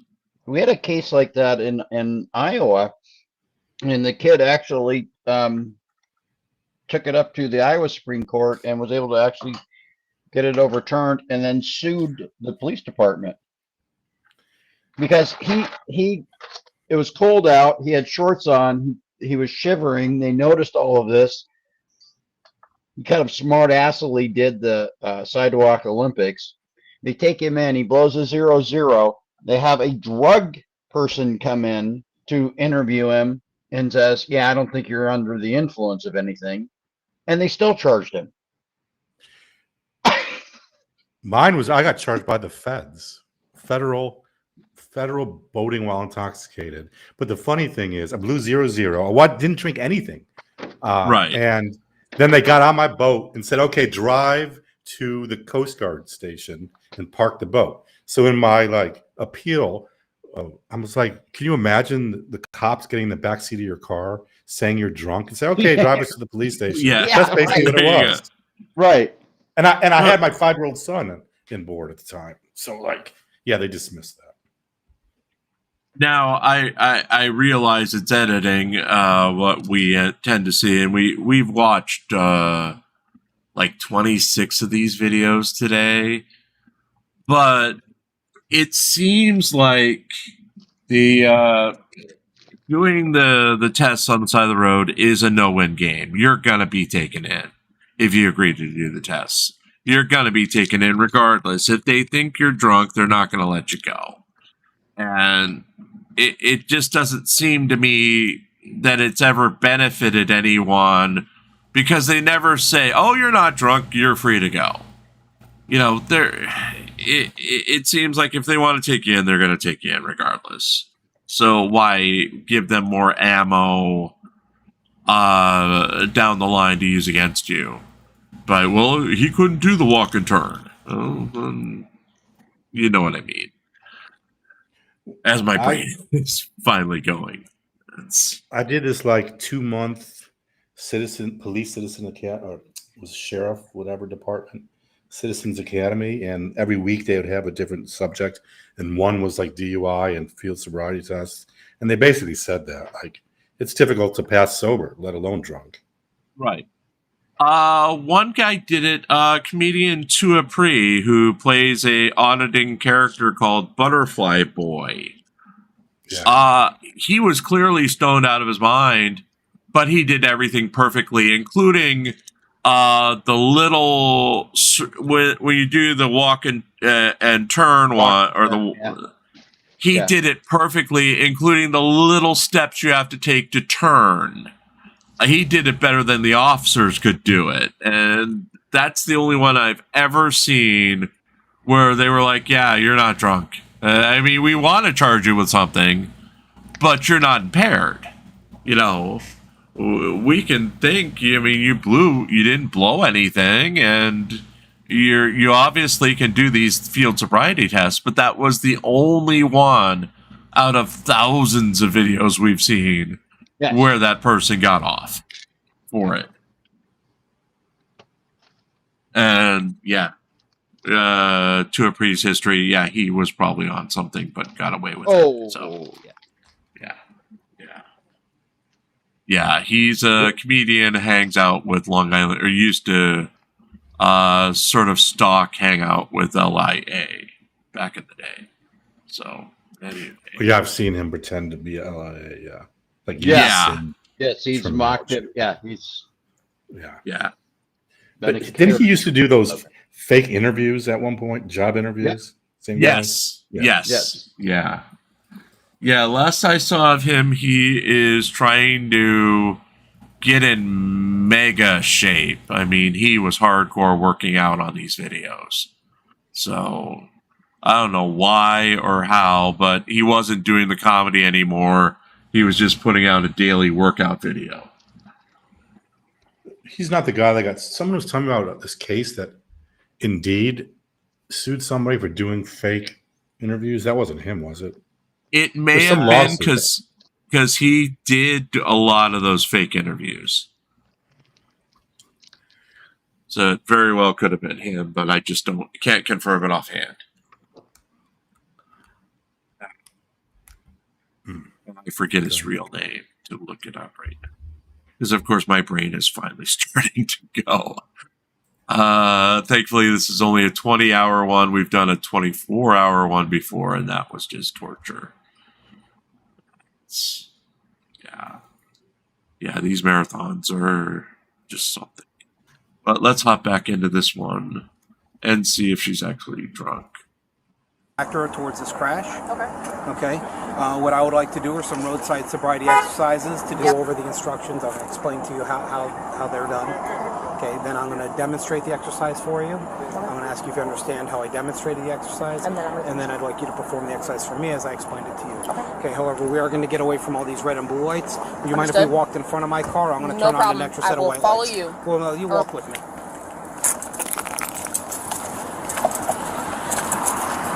Quick pace. Sorry, long legs. I see that.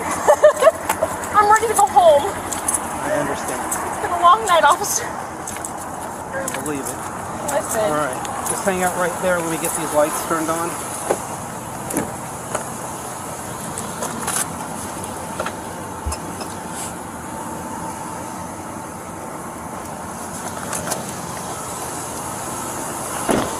That gives us a little bit more light. All right. I'm going to have you stand here in front of me. Yep, just like that. All right, so what I have is a red lighted pen. I'm going to move it left to right and right to left several times at point. She claimed that she wasn't drunk, just couldn't see. She wanted to take her sick friend home, but forgot how driving worked. But when it came to the sobriety tests, she was all in. Either she was cooking up some slick move-in, or it finally hit her that arguing with cops was just going to land her deeper in the mess. Twice up and down. All I need you to do is keep your head straight facing me. Use your eyes only to follow the red light. Okay? For this exercise, your feet are going to be together. Together, yeah. Arms are going to be relaxed by your side. So just watch me. Okay, so my eyes are going to be focused on the red light. My head's straight facing you. So if I move the red light out, my eyes follow. If my head's still straight facing you, and when I move it back, my eyes follow the red light. Notice how my head didn't move, just my eyes. That's what I want you to do. Okay. You understand that? Yeah. Okay.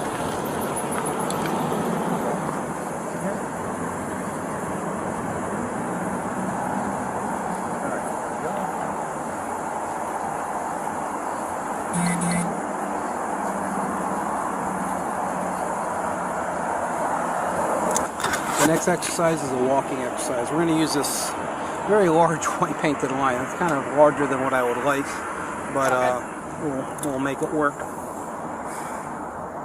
I just want to make sure that I feel comfortable that I can walk on this one. So just stay No right worries. there. I'll So let your you heel's know. going to touch your toe is going to touch your heel, so no spaces and no gaps. Okay. While I give you the rest of the instructions, you and I are going to remain in this position with your arms by your side. Okay. Try to keep your right foot in front of your left foot. So, like directly in front, like you're on a balance beam. There you go. Okay. So when I say begin, you're going to take 9 steps forward. On each step, your heel's going to touch your toe's going to touch your heel, so no spaces and no gaps. Okay. As you walk, watch your feet, keep your arms by your side, and count your steps out loud. 9 steps. 9 steps. When you get to that 9th step, you're going to turn around. You're going to leave your front foot on the line, basically next to the line. Turn on my foot. Right. Well, you're going to take your back foot off the line and take a series of slow steps, turning yourself around. Then you're going to take 9 steps back. You should end up where you began. Okay. Is anyone else getting a horrible frame rate from the video? It could be me. Yeah, it looks like it's me. Sorry, my OneDrive just... It doesn't seem to be bothering me, but. Okay, my OneDrive just started uploading files, it looks like. I think I paused it for 8 hours. So apologies to those who are getting not optimal frame rates out of this. It should clear up momentarily. And yes, this is Serial Boob. B-O-O-B. Have either of you ever had any problems walking this line? I've obviously never been pulled over in my life, because I don't leave the house. So, Yeah, I wouldn't do it.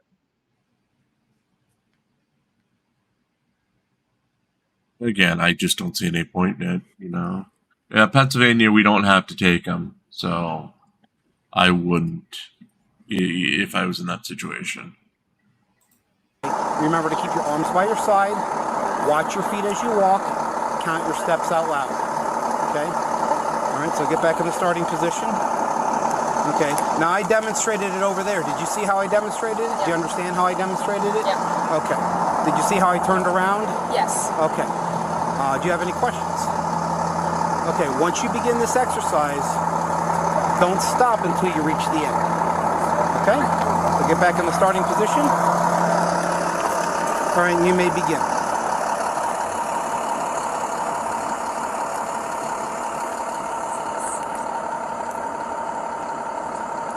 Sorry, I'm just... That's all right. No, that's fine. You can ask. During this exercise, you're going to count out loud. 1001, 1002, 1003, and just keep counting. Okay, you don't. I'll tell you when to stop. Okay, it's a 30-second exercise. So. The cops broke it down for her like parents schooling their kid on life's golden rules. But nope, nothing clicked. Her shaky steps just made things worse, digging her deeper. This wasn't some feel-good movie where you mess up and still come out on top. I'm going to use the digital portion on my hand. You understand how the explanation? You understand the how I demonstrate it? Okay. Once you start, well, I'll tell you when to start, but once you start, like I said, I'll let you know when to stop. Okay? Give me 1 second. Okay, you can begin. 1001, 1002, 1003, 1004, 1005, 1006, 1007, 1008, 1009, 1010, 1011, 1012, 1013, 1014, 2015, This is called finger to nose. Requires you to basically touch your finger to your nose. I'll give you which finger request I'm asking for, or which hand request. So for this, your fists are going to be clenched. Point your index fingers and then put them straight down. Now turn your wrists out. Okay. When I say right hand, what that means is that you're going to bring your right hand, your right index finger up to the tip of your nose, or the tip of your finger. Okay, and then you're going to put it straight back down.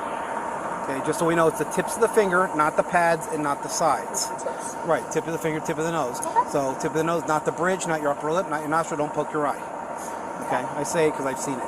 Okay, so when I say left hand, tip of the nose, tip of the finger, put it straight back down. For the duration of this exercise, your eyes are going to be closed and your head's going to be tilted back like that. Okay? All right, give me 1 second. Let me know, officer.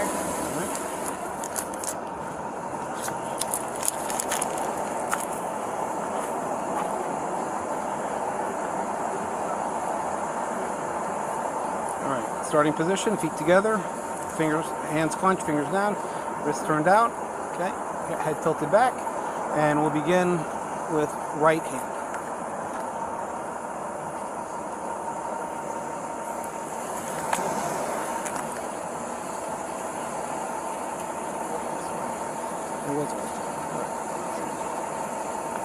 You say, I'm sorry, did you say right hand or left hand? I did say right hand, but I meant left, so you actually got it right, and I didn't even, we'll start that one over again, just because I said right, and I'm looking at left right here on my pad. Because I have the pattern set up, and I said no right. No worries, I didn't hear nothing. Okay, so let's start again. All right. Right hand. No. See, I don't see how she's... No worries. Okay, head tilted back. Okay, left hand. Hold on. How she's feeling? No, how she's drunk as hell, pretty angel baby, brutally crashes car, thinks her sweet talk will save her ass. I don't see... Clickbait? I don't know. Obviously, but... We're not there yet. So maybe it falls apart here. I mean, pretty girl and all that, but she's not actually doing anything other than being kind of drunk. You know, she missed the walk and turn pretty badly, but I don't see demon from hell here. Well, you still with us, Randy? Wait till she gets handcuffed and is in the back of the car. Okay, because this video is almost over, and there is no demon from hell. So okay, but we've seen it happen. We've seen it. That's all I'm saying. Okay. Because the next one is even shorter. So that one is demon from hell. It has to be. Has to be. Has to be. Right hand. Left hand. Right hand. Right hand. Oh wait, you said right. Sorry. Turn and left hand. Acknowledge. Keep your head tilted back. The cops weren't even close to wrapping up the tests. One after another kept coming, like they were on a mission to confirm if she was really over the legal limit or not. At one point, it started to feel less like a sobriety test and more like Simon Says for grown-ups with regret. So, feet together, arms relaxed by your side, eyes closed, head tilted back, just like that, and remain in that position.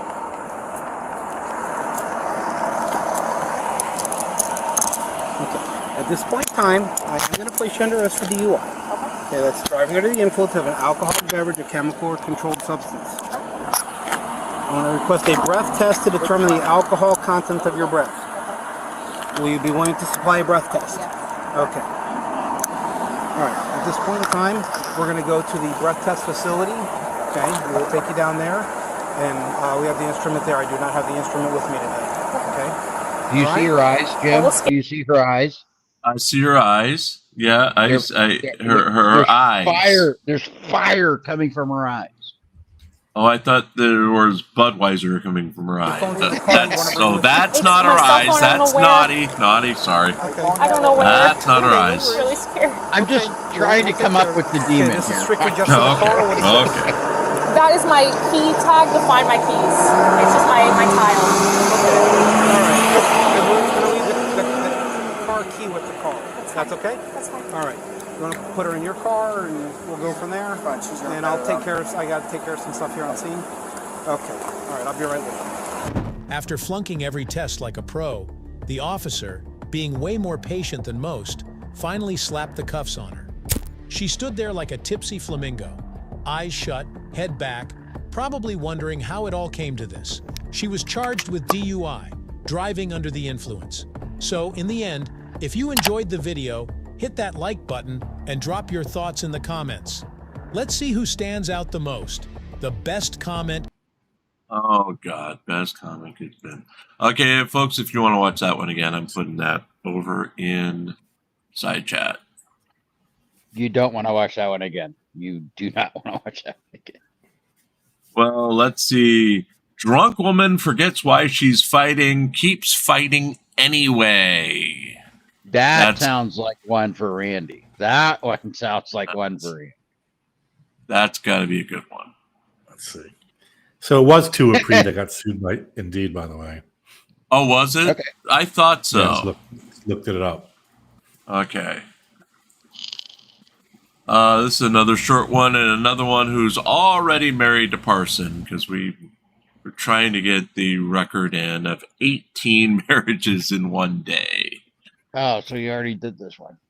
Yes, we didn't do the video. I just skipped ahead and married him off to her anyway. Because I'm a bastard. Yeah. It's just a thing uniquely this channel, Randy, that we tend to marry these folks off either to NCR or to Parson, who is an unofficial member of cast, who's usually inside chat being a pain in the butt. So he gets so flustered when we marry him off to these girls. On March 4th, 2025, officers in Florida rushed to an apartment complex after receiving multiple 911 calls reporting that a fight between two sisters was spiraling out of control. An officer arrived at the apartment complex and began searching for the two sisters. Here's what the officer did next. That I wanted a person to leave my place because me and my girlfriend, we was having an altercation, but it was never no fighting, and I didn't want my girlfriend to come here in the midst of us arguing with my sister. I got in an argument with my sister in the front, and I already know how my apartment is, so I was trying to tell them to leave, but they didn't want to leave, so I started arguing with them. And nice to have you with us, Becca. Yeah, we're all still hon. up. Yeah. Thanks, hon.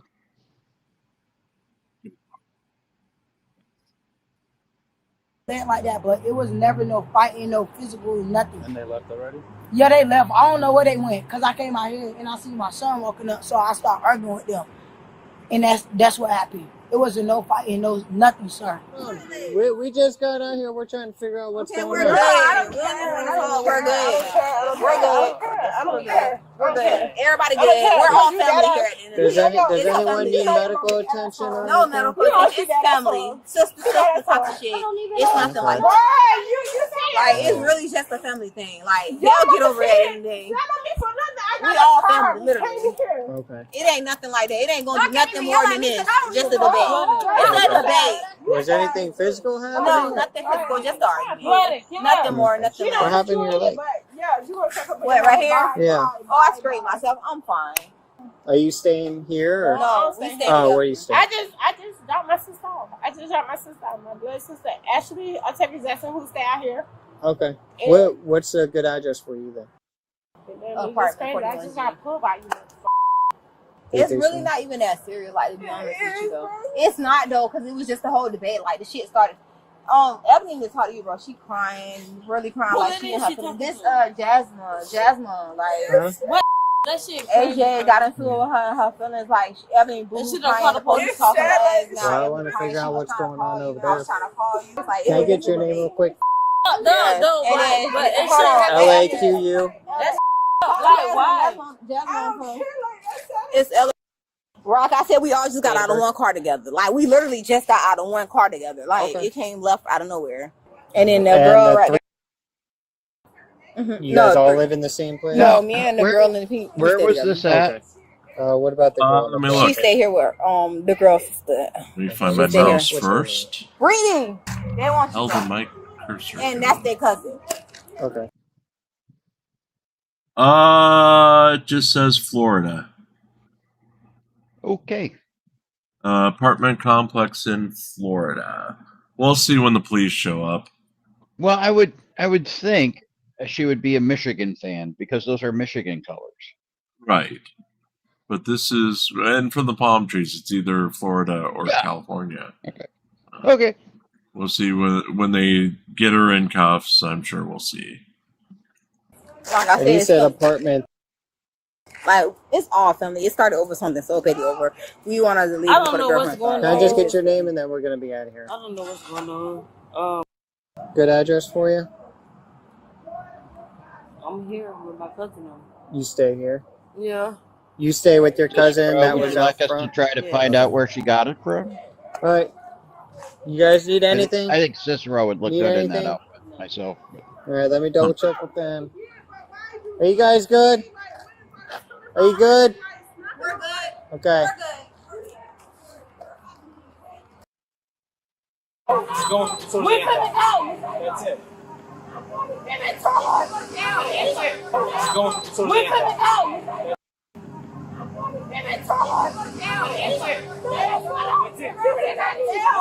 Hey.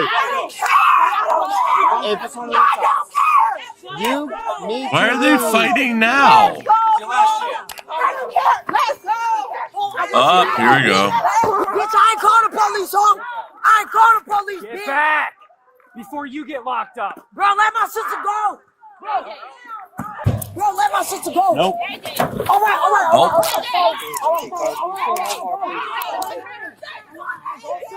It's always when you're under arrest and you're like, oh no, I'm stop. I'll stop. I'll stop. Resisting. I'm not. Give me your other hand. I will go. Mommy. Just let me go. Yeah, I don't think digital detainment would work in this situation. The honor system, no, I don't think. You're on camera. You're under arrest. You're going to jail. Don't forget the snipers. Don't forget the snipers. 15 two times off here. You don't let me go. Let's go. Kick your leg up.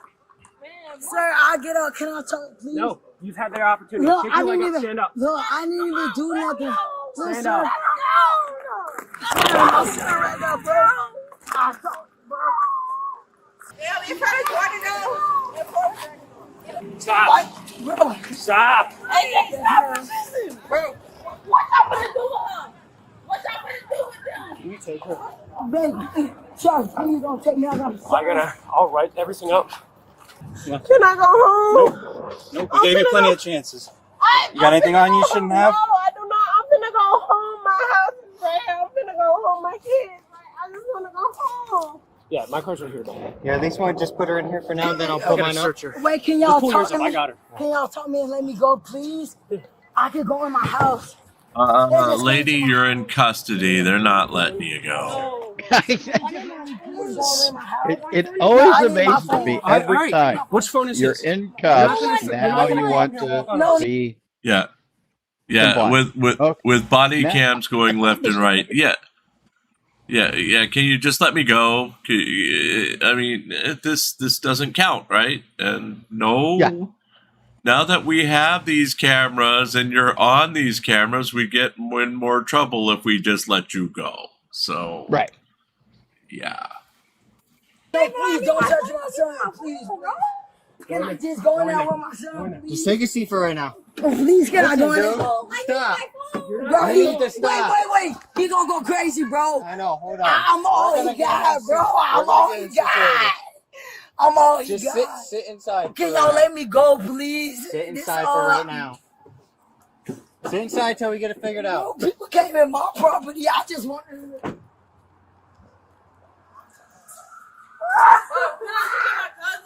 No, we're done with this. If you guys keep coming over here, you guys are gonna go get locked up. 25 feet. That's my wife. So can I know? Unfortunately, with how everything is escalated, we're not letting anyone talk to him. I'm sorry. Jordan, come. He got the phone with no case. Can you? Give him that phone? Yes, sir. Can you please just let me calm down and I can get out? Please, sir.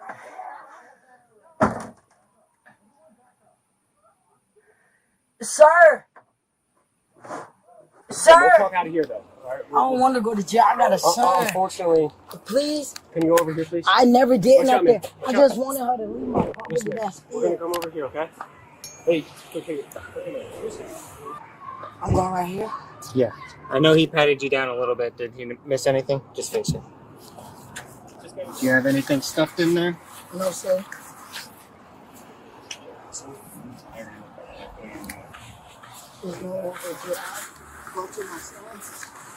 Well, unfortunately, we gave you guys plenty of opportunities. Bro, I didn't touch the girl.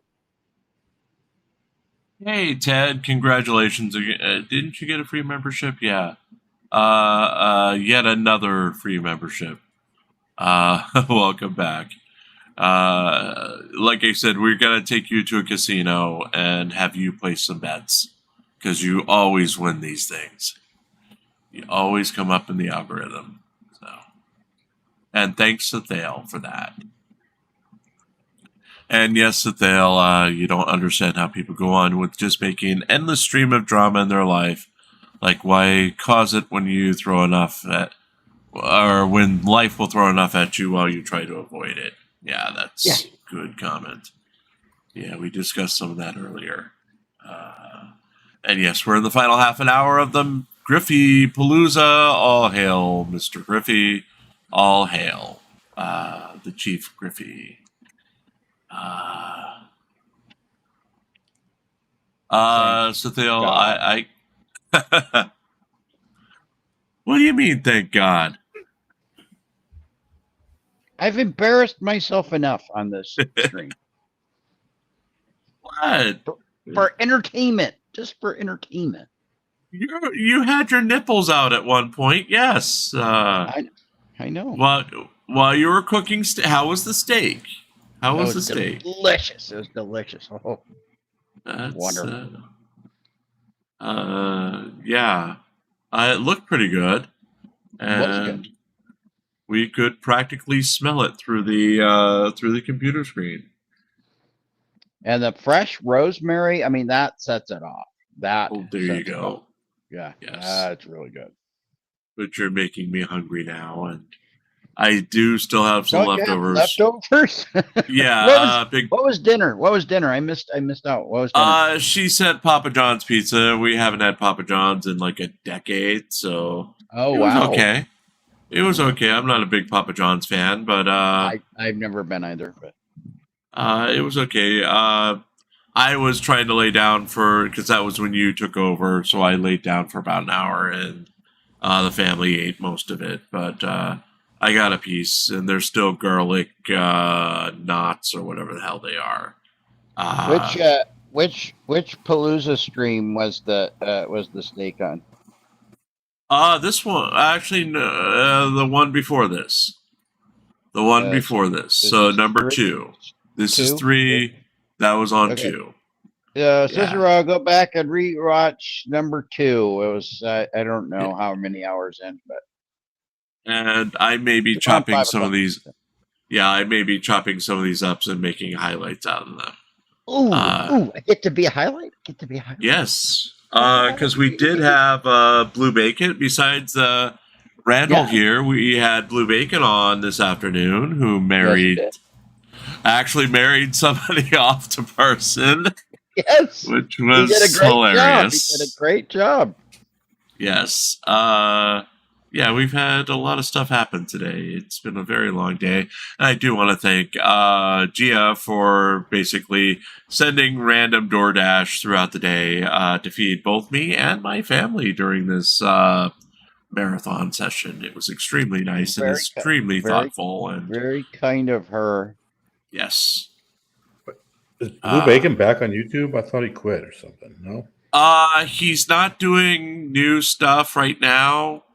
But he stopped by because I asked him to stop by. I was trying to surprise Pants because Pants is his biggest fan, but we couldn't make that happen. Pants wasn't on the air at the time.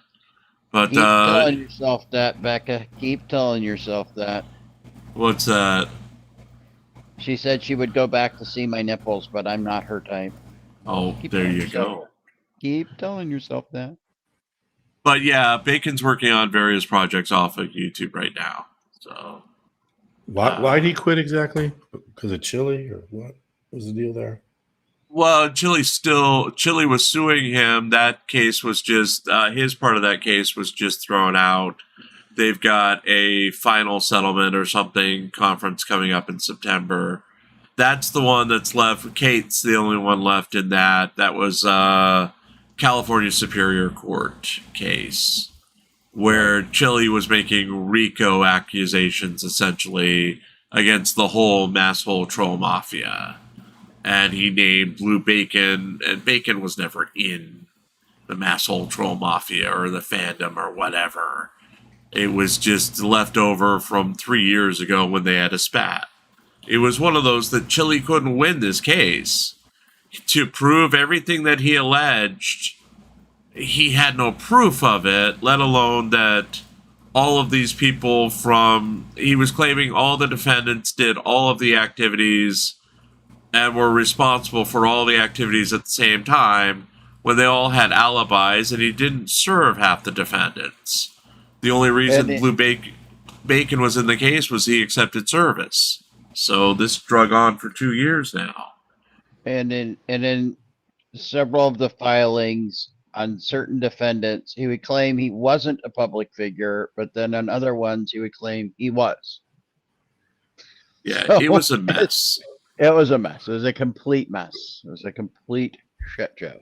And he just made wild assertions with no way to ever back it up. Yeah, this is all for bullshit. Go ahead.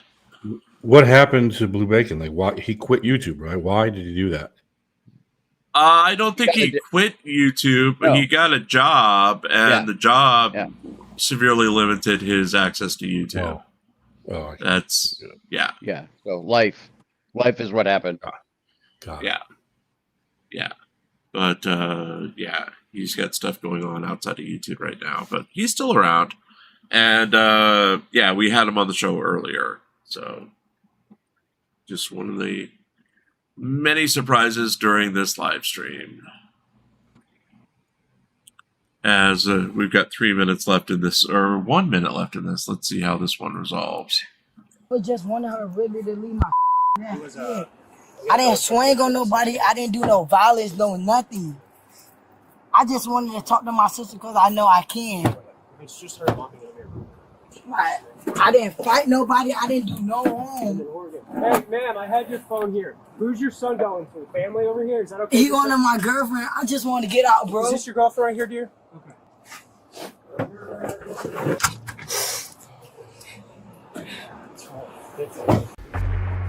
The suspect was charged with resisting an officer without violence. In court, she pleaded no contest and was found guilty. The court ordered her to pay $450 alongside $50 in court costs. Well, that sucks. Half of these DUI cases are they just dropped the charges. That was weak. That was weak. We've got another short one. We'll try to get in. We've got 20 minutes left in the broadcast.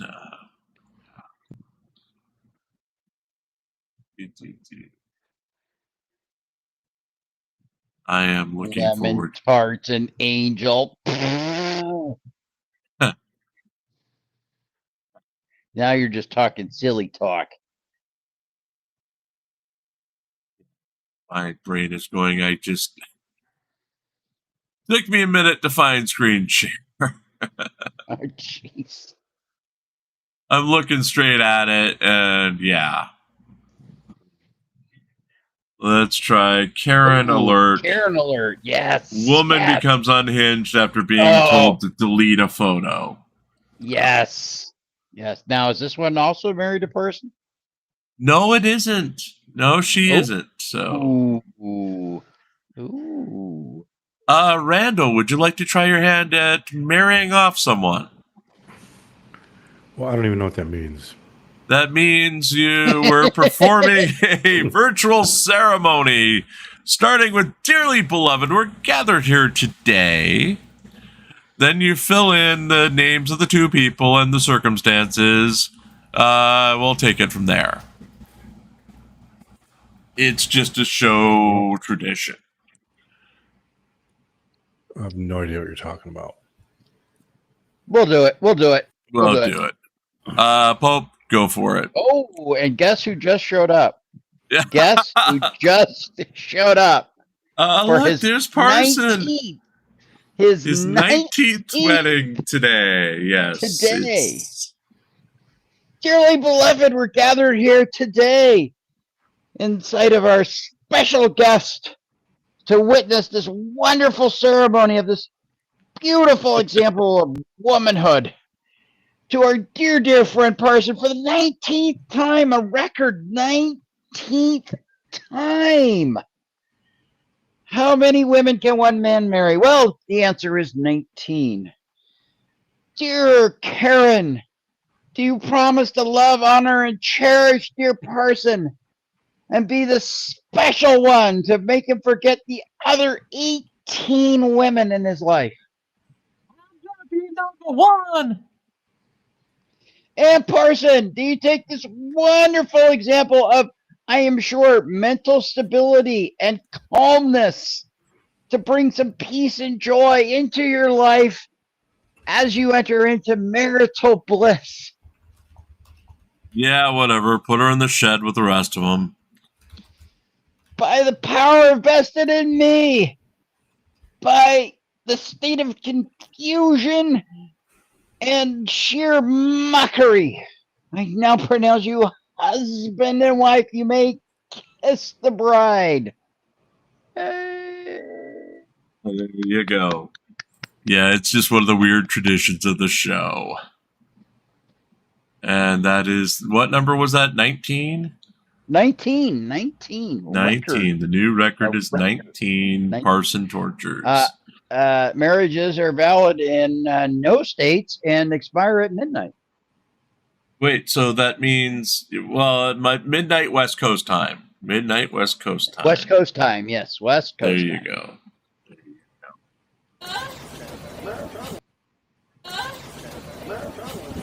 Asbury Park, New Jersey. Okay. 15 minutes. She doesn't need any first aid? Because, I mean, she's been throwing up for a while, so. We would put in water, like the cold pad on her neck. She's just theatrical. She's very theatrical. Okay. No, she's very theatrical right now. She's fine. You're not doing anything. If you're not an EMT or first responder, move. Now, I don't know if you've ever been through this before, but the noise and all of that kind of makes it. You're not helping. Do you know? Bitch, move. That's how I'm gonna tell you. Bitch, move. I ain't gonna lie, she doing a lot more than I was. I'm saying y'all should give her the water. What's the sense of having to look at it? No, she's sick in there. We had her sick in there. Bro, y'all have to make her. Y'all like. Fuck the fuck up and move. Can you make him move? Is he not with you guys? Yeah, he is with us. But he's not. He's just sitting here making commentary. Move. My man, if you're not with them, just get going. Just swap. You're with her? You should tell her, like, give her the water. You think, you know what I'm saying? I'm actually not telling them nothing bad. I'm thinking you should tell her. When I get up from here, I'm a fire ass up. I think we all gotta be on the same team right now. You ain't saying Make a little bit of effort. Hey, you ain't got Listen, just do me a favor. Just stand along that wall. That way we can avoid the comments. That's all I'm asking. That's all I'm asking. Okay, well, I'm asking you now. Just walk over there. Just walk over there. Because listen, man, she's yelling at you. Okay, well, clearly you're not. If she's yelling at you, man. She's not yelling. Okay, listen, I'm asking you just to walk over there. I said no, bro. Okay, well, I'm asking you. I said no. Okay, well, you asked me. I said no. Bro, stop asking. Do you have anything to do with them? Yes, I just said that. Can you leave me alone? Okay, no, I'm not. She's asking you to move. Bro. Okay, have a little respect. I'm asking you to move. Have a little respect. I'm asking you to move. No, because I am working right now. Okay? So if you have nothing to do with this, then just walk away. My girlfriend's out here, bro. Okay. What are you talking about? She clearly doesn't want you here. I don't know her. Okay, and she doesn't want you here if this is her friend. I don't know that girl. Okay, so then just walk away. Simple as that. You're making it more difficult. I'm just asking you to step over there.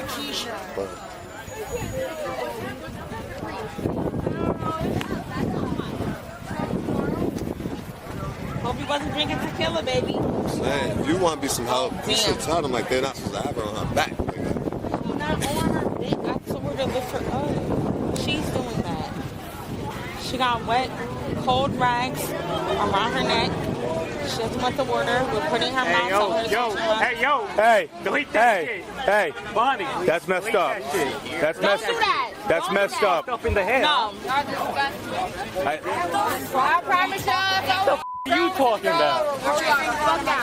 Listen. I'm not arguing with you. I'm not going there. Stop. Listen.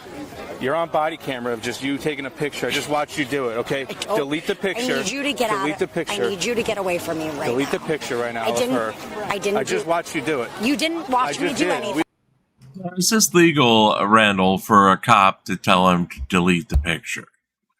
It's clearly an adult she's taking a picture of.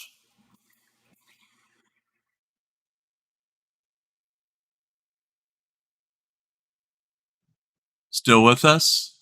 Oh, yeah, sorry about that. I wasn't really paying attention. What happened? She told him to delete the picture?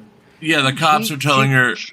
Yeah, she took some pictures of an adult, and the cops are telling her to delete the pictures. I don't think they have any right to do that, do they? I don't believe so. I mean, the girl is in medical distress, but they literally walked up to this woman and told her she has to delete her photos. I think they can ask her. I don't think that there's a way for them to legally enforce her doing it. Right. I agree with that. Let's take a look. We all just watched you do it. You didn't watch me do anything. We all just watched you do it. You didn't watch me do anything. We all just watched you take a picture. You didn't. Have a little respect for someone who's throwing up, okay? I don't. Okay, no. Listen. I don't think you would want someone. Okay. Yeah, everyone around you just saw you do it. Your friend's not even backing you up right now. I actually don't know what you're talking about. Okay. So you need to go. You should actually go back to figure that out. You are being very delusional, okay? Have a great night. I hope someone takes a picture of you while you're throwing up, too. Have a little respect. Have a little respect. Have a little respect. I have no idea Have a little what respect. you're talking about. Have a little respect. I have no idea what you're talking about. You have no respect. I think you should focus on that situation. I think you should stop taking pictures. You should get a... What? Yeah. Take a rap. Yeah, literally, everyone's yelling at you. This stinks like... Okay, then just leave then. Very much. Your friend's not even backing you up. Think about that one. Get a picture of some girl having a bad night. Bitches, Get a grip, bro. How do you throw the up? Take a Have a good night. Thank you. I appreciate that. That's absolutely ridiculous. Throw the up. Yo, I need to stop.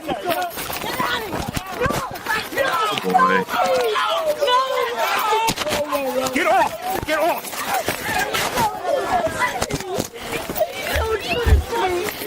Stop resisting now! Well, Stop resisting! Stop resisting! Huh? Stop! You want to kick him? No problem. Get her alone. I got this. Stop resisting! Stop pulling away. Just put your hand behind your back. You're literally on body camera just kicking him. I can't breathe. I can't breathe. All right. Please, my ass down, guys. Please. Guys, Sit up and we'll cover you. Sit up. Sit up, 7th County.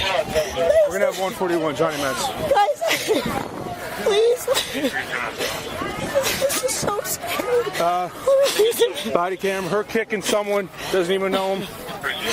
No. I'm just gonna walk her over. Can you walk her over?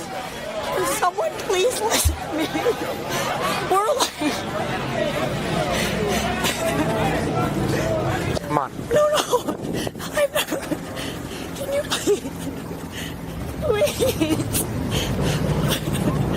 Sir. Sir.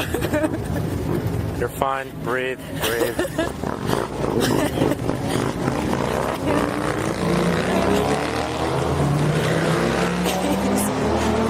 Please help me. You're fine. Relax. Just breathe. Take a breath. These people were talking. I shouldn't have kicked. Sir, can you, Take a breath. Can you Take talk? a breath. Can you answer my questions, please? I'll be more than happy to do so inside. My cell phone fell out of my... I got it in my hand.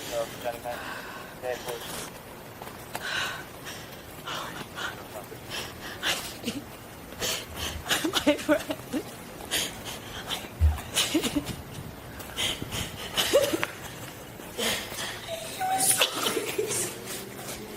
Here.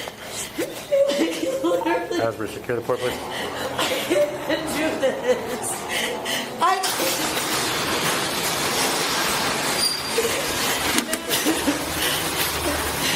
Stand right here.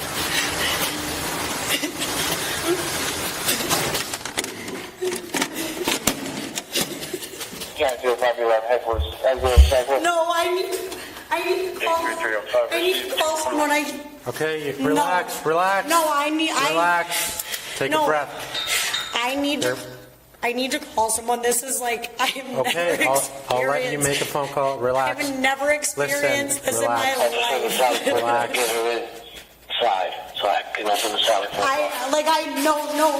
Come on.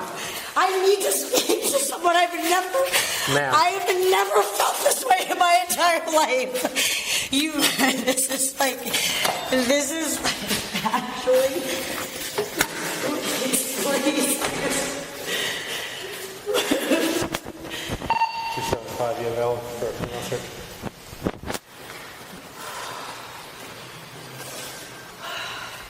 This is like crazy. I'm not sitting on that bench. You guys are not understanding me. I'm not doing this. No, please, I can't go in there. I can't go in there. I can't stop go in there. resisting. You're not resisting. I can't go in there. Relax. I can't do this. You're not understanding. Just sit right there. You're not understanding me. Just take a seat. Please let me call it. Ma'am, take a breath. You're fine. I know I'm not. I don't feel okay. I feel... Do you want EMS? No. I got pummeled by a police officer. And I didn't do anything wrong with these people. Have a seat. Right there. And we'll get you out as soon as possible. I need to know where my friend is. I have to get out of here. Listen, that's not going to happen. But I did.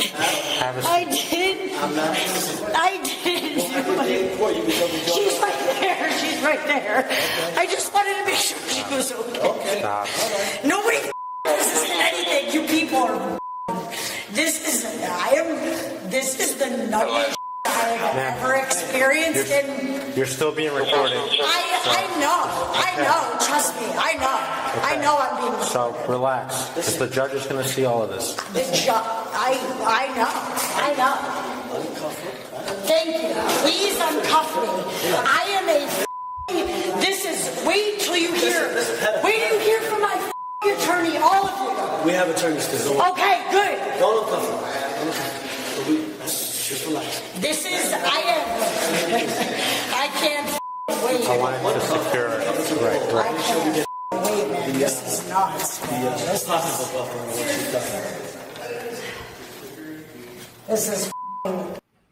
This is not the nuttiest you've ever experienced. I probably shouldn't have kicked that guy, but they probably shouldn't have egged me on for 20 minutes. Egging me on, screaming in my face. Okay. Like, I don't live in Jersey. I'm not, that's... Can I have my cell phone, please? Yeah, Jersey. I think I should be able to disconnect it here.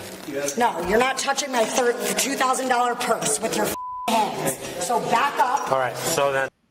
Yes, Parson, you married this one. About 4 minutes left in this, and about 4 minutes left in the live stream. Good Lord, looks like we lost Phil. Is hanging in there, Randall? Yeah, I'm here. Okay. We're almost out of here.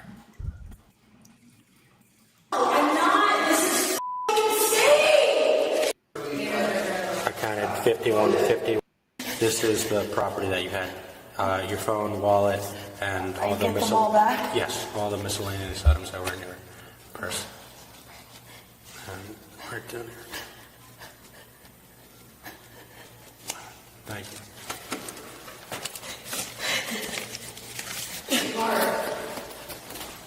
He'll be right back. Wait, can I ask you a question? Yes. I really should have cameras on this. I really need record of what happened tonight. He was charged with disorderly conduct and resisting arrest. Let's see how it resolved. On November 1st, 2024, she pleaded guilty to the disorderly conduct offense. The resisting arrest charge was dismissed. She was fined $783.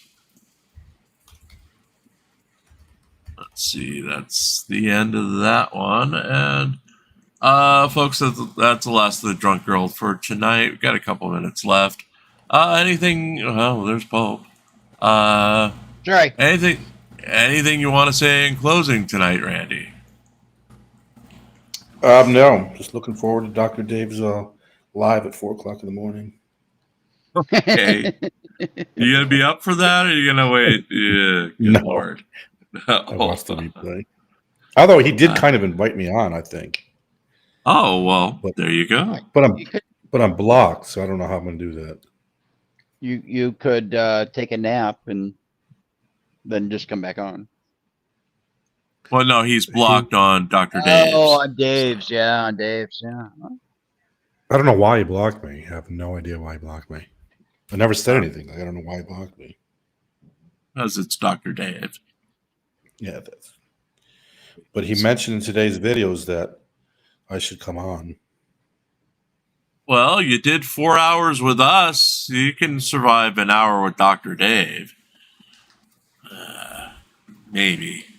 He might just rage quit his own live stream, though. like he did on the Liberty Troll, and that was pretty funny. Good. Thank you, Mrs. Tom. Thank Griffey for sponsoring the 20-hour live stream. All hail the wonderful Griffey. And thank all you for hanging with our strangeness today. We did set that record of, what was it, 19 or 18, Phil? 19. Yeah, Parson, I hope you can keep up with all of them. Yeah. I'm just looking at the clock here. Got about 2 more minutes. Thank you, Randy, for coming on. Actually enjoyed it. Learned some good stuff, so I appreciate it. Thank you. Yeah. Pretty fun. Was it better than getting screamed at for the 4 hours? Because, I mean, we could do another one of these and just bring people on to scream at you. Yeah, bring the people from your Discord on. Yes. They could just scream at you all night. I can get Uncle Artie on and...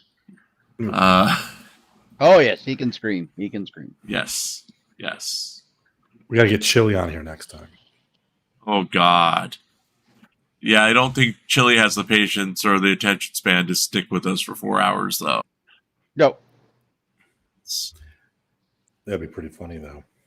Yeah. I don't think we'll do it. It would be. It would be funny, actually. Yeah, they would be lining up to lynch him probably. So that'd be silly. But we'll see. We're open to anything. Folks, yeah, we're going to close down in a second. Just want to say thank you to everybody for this.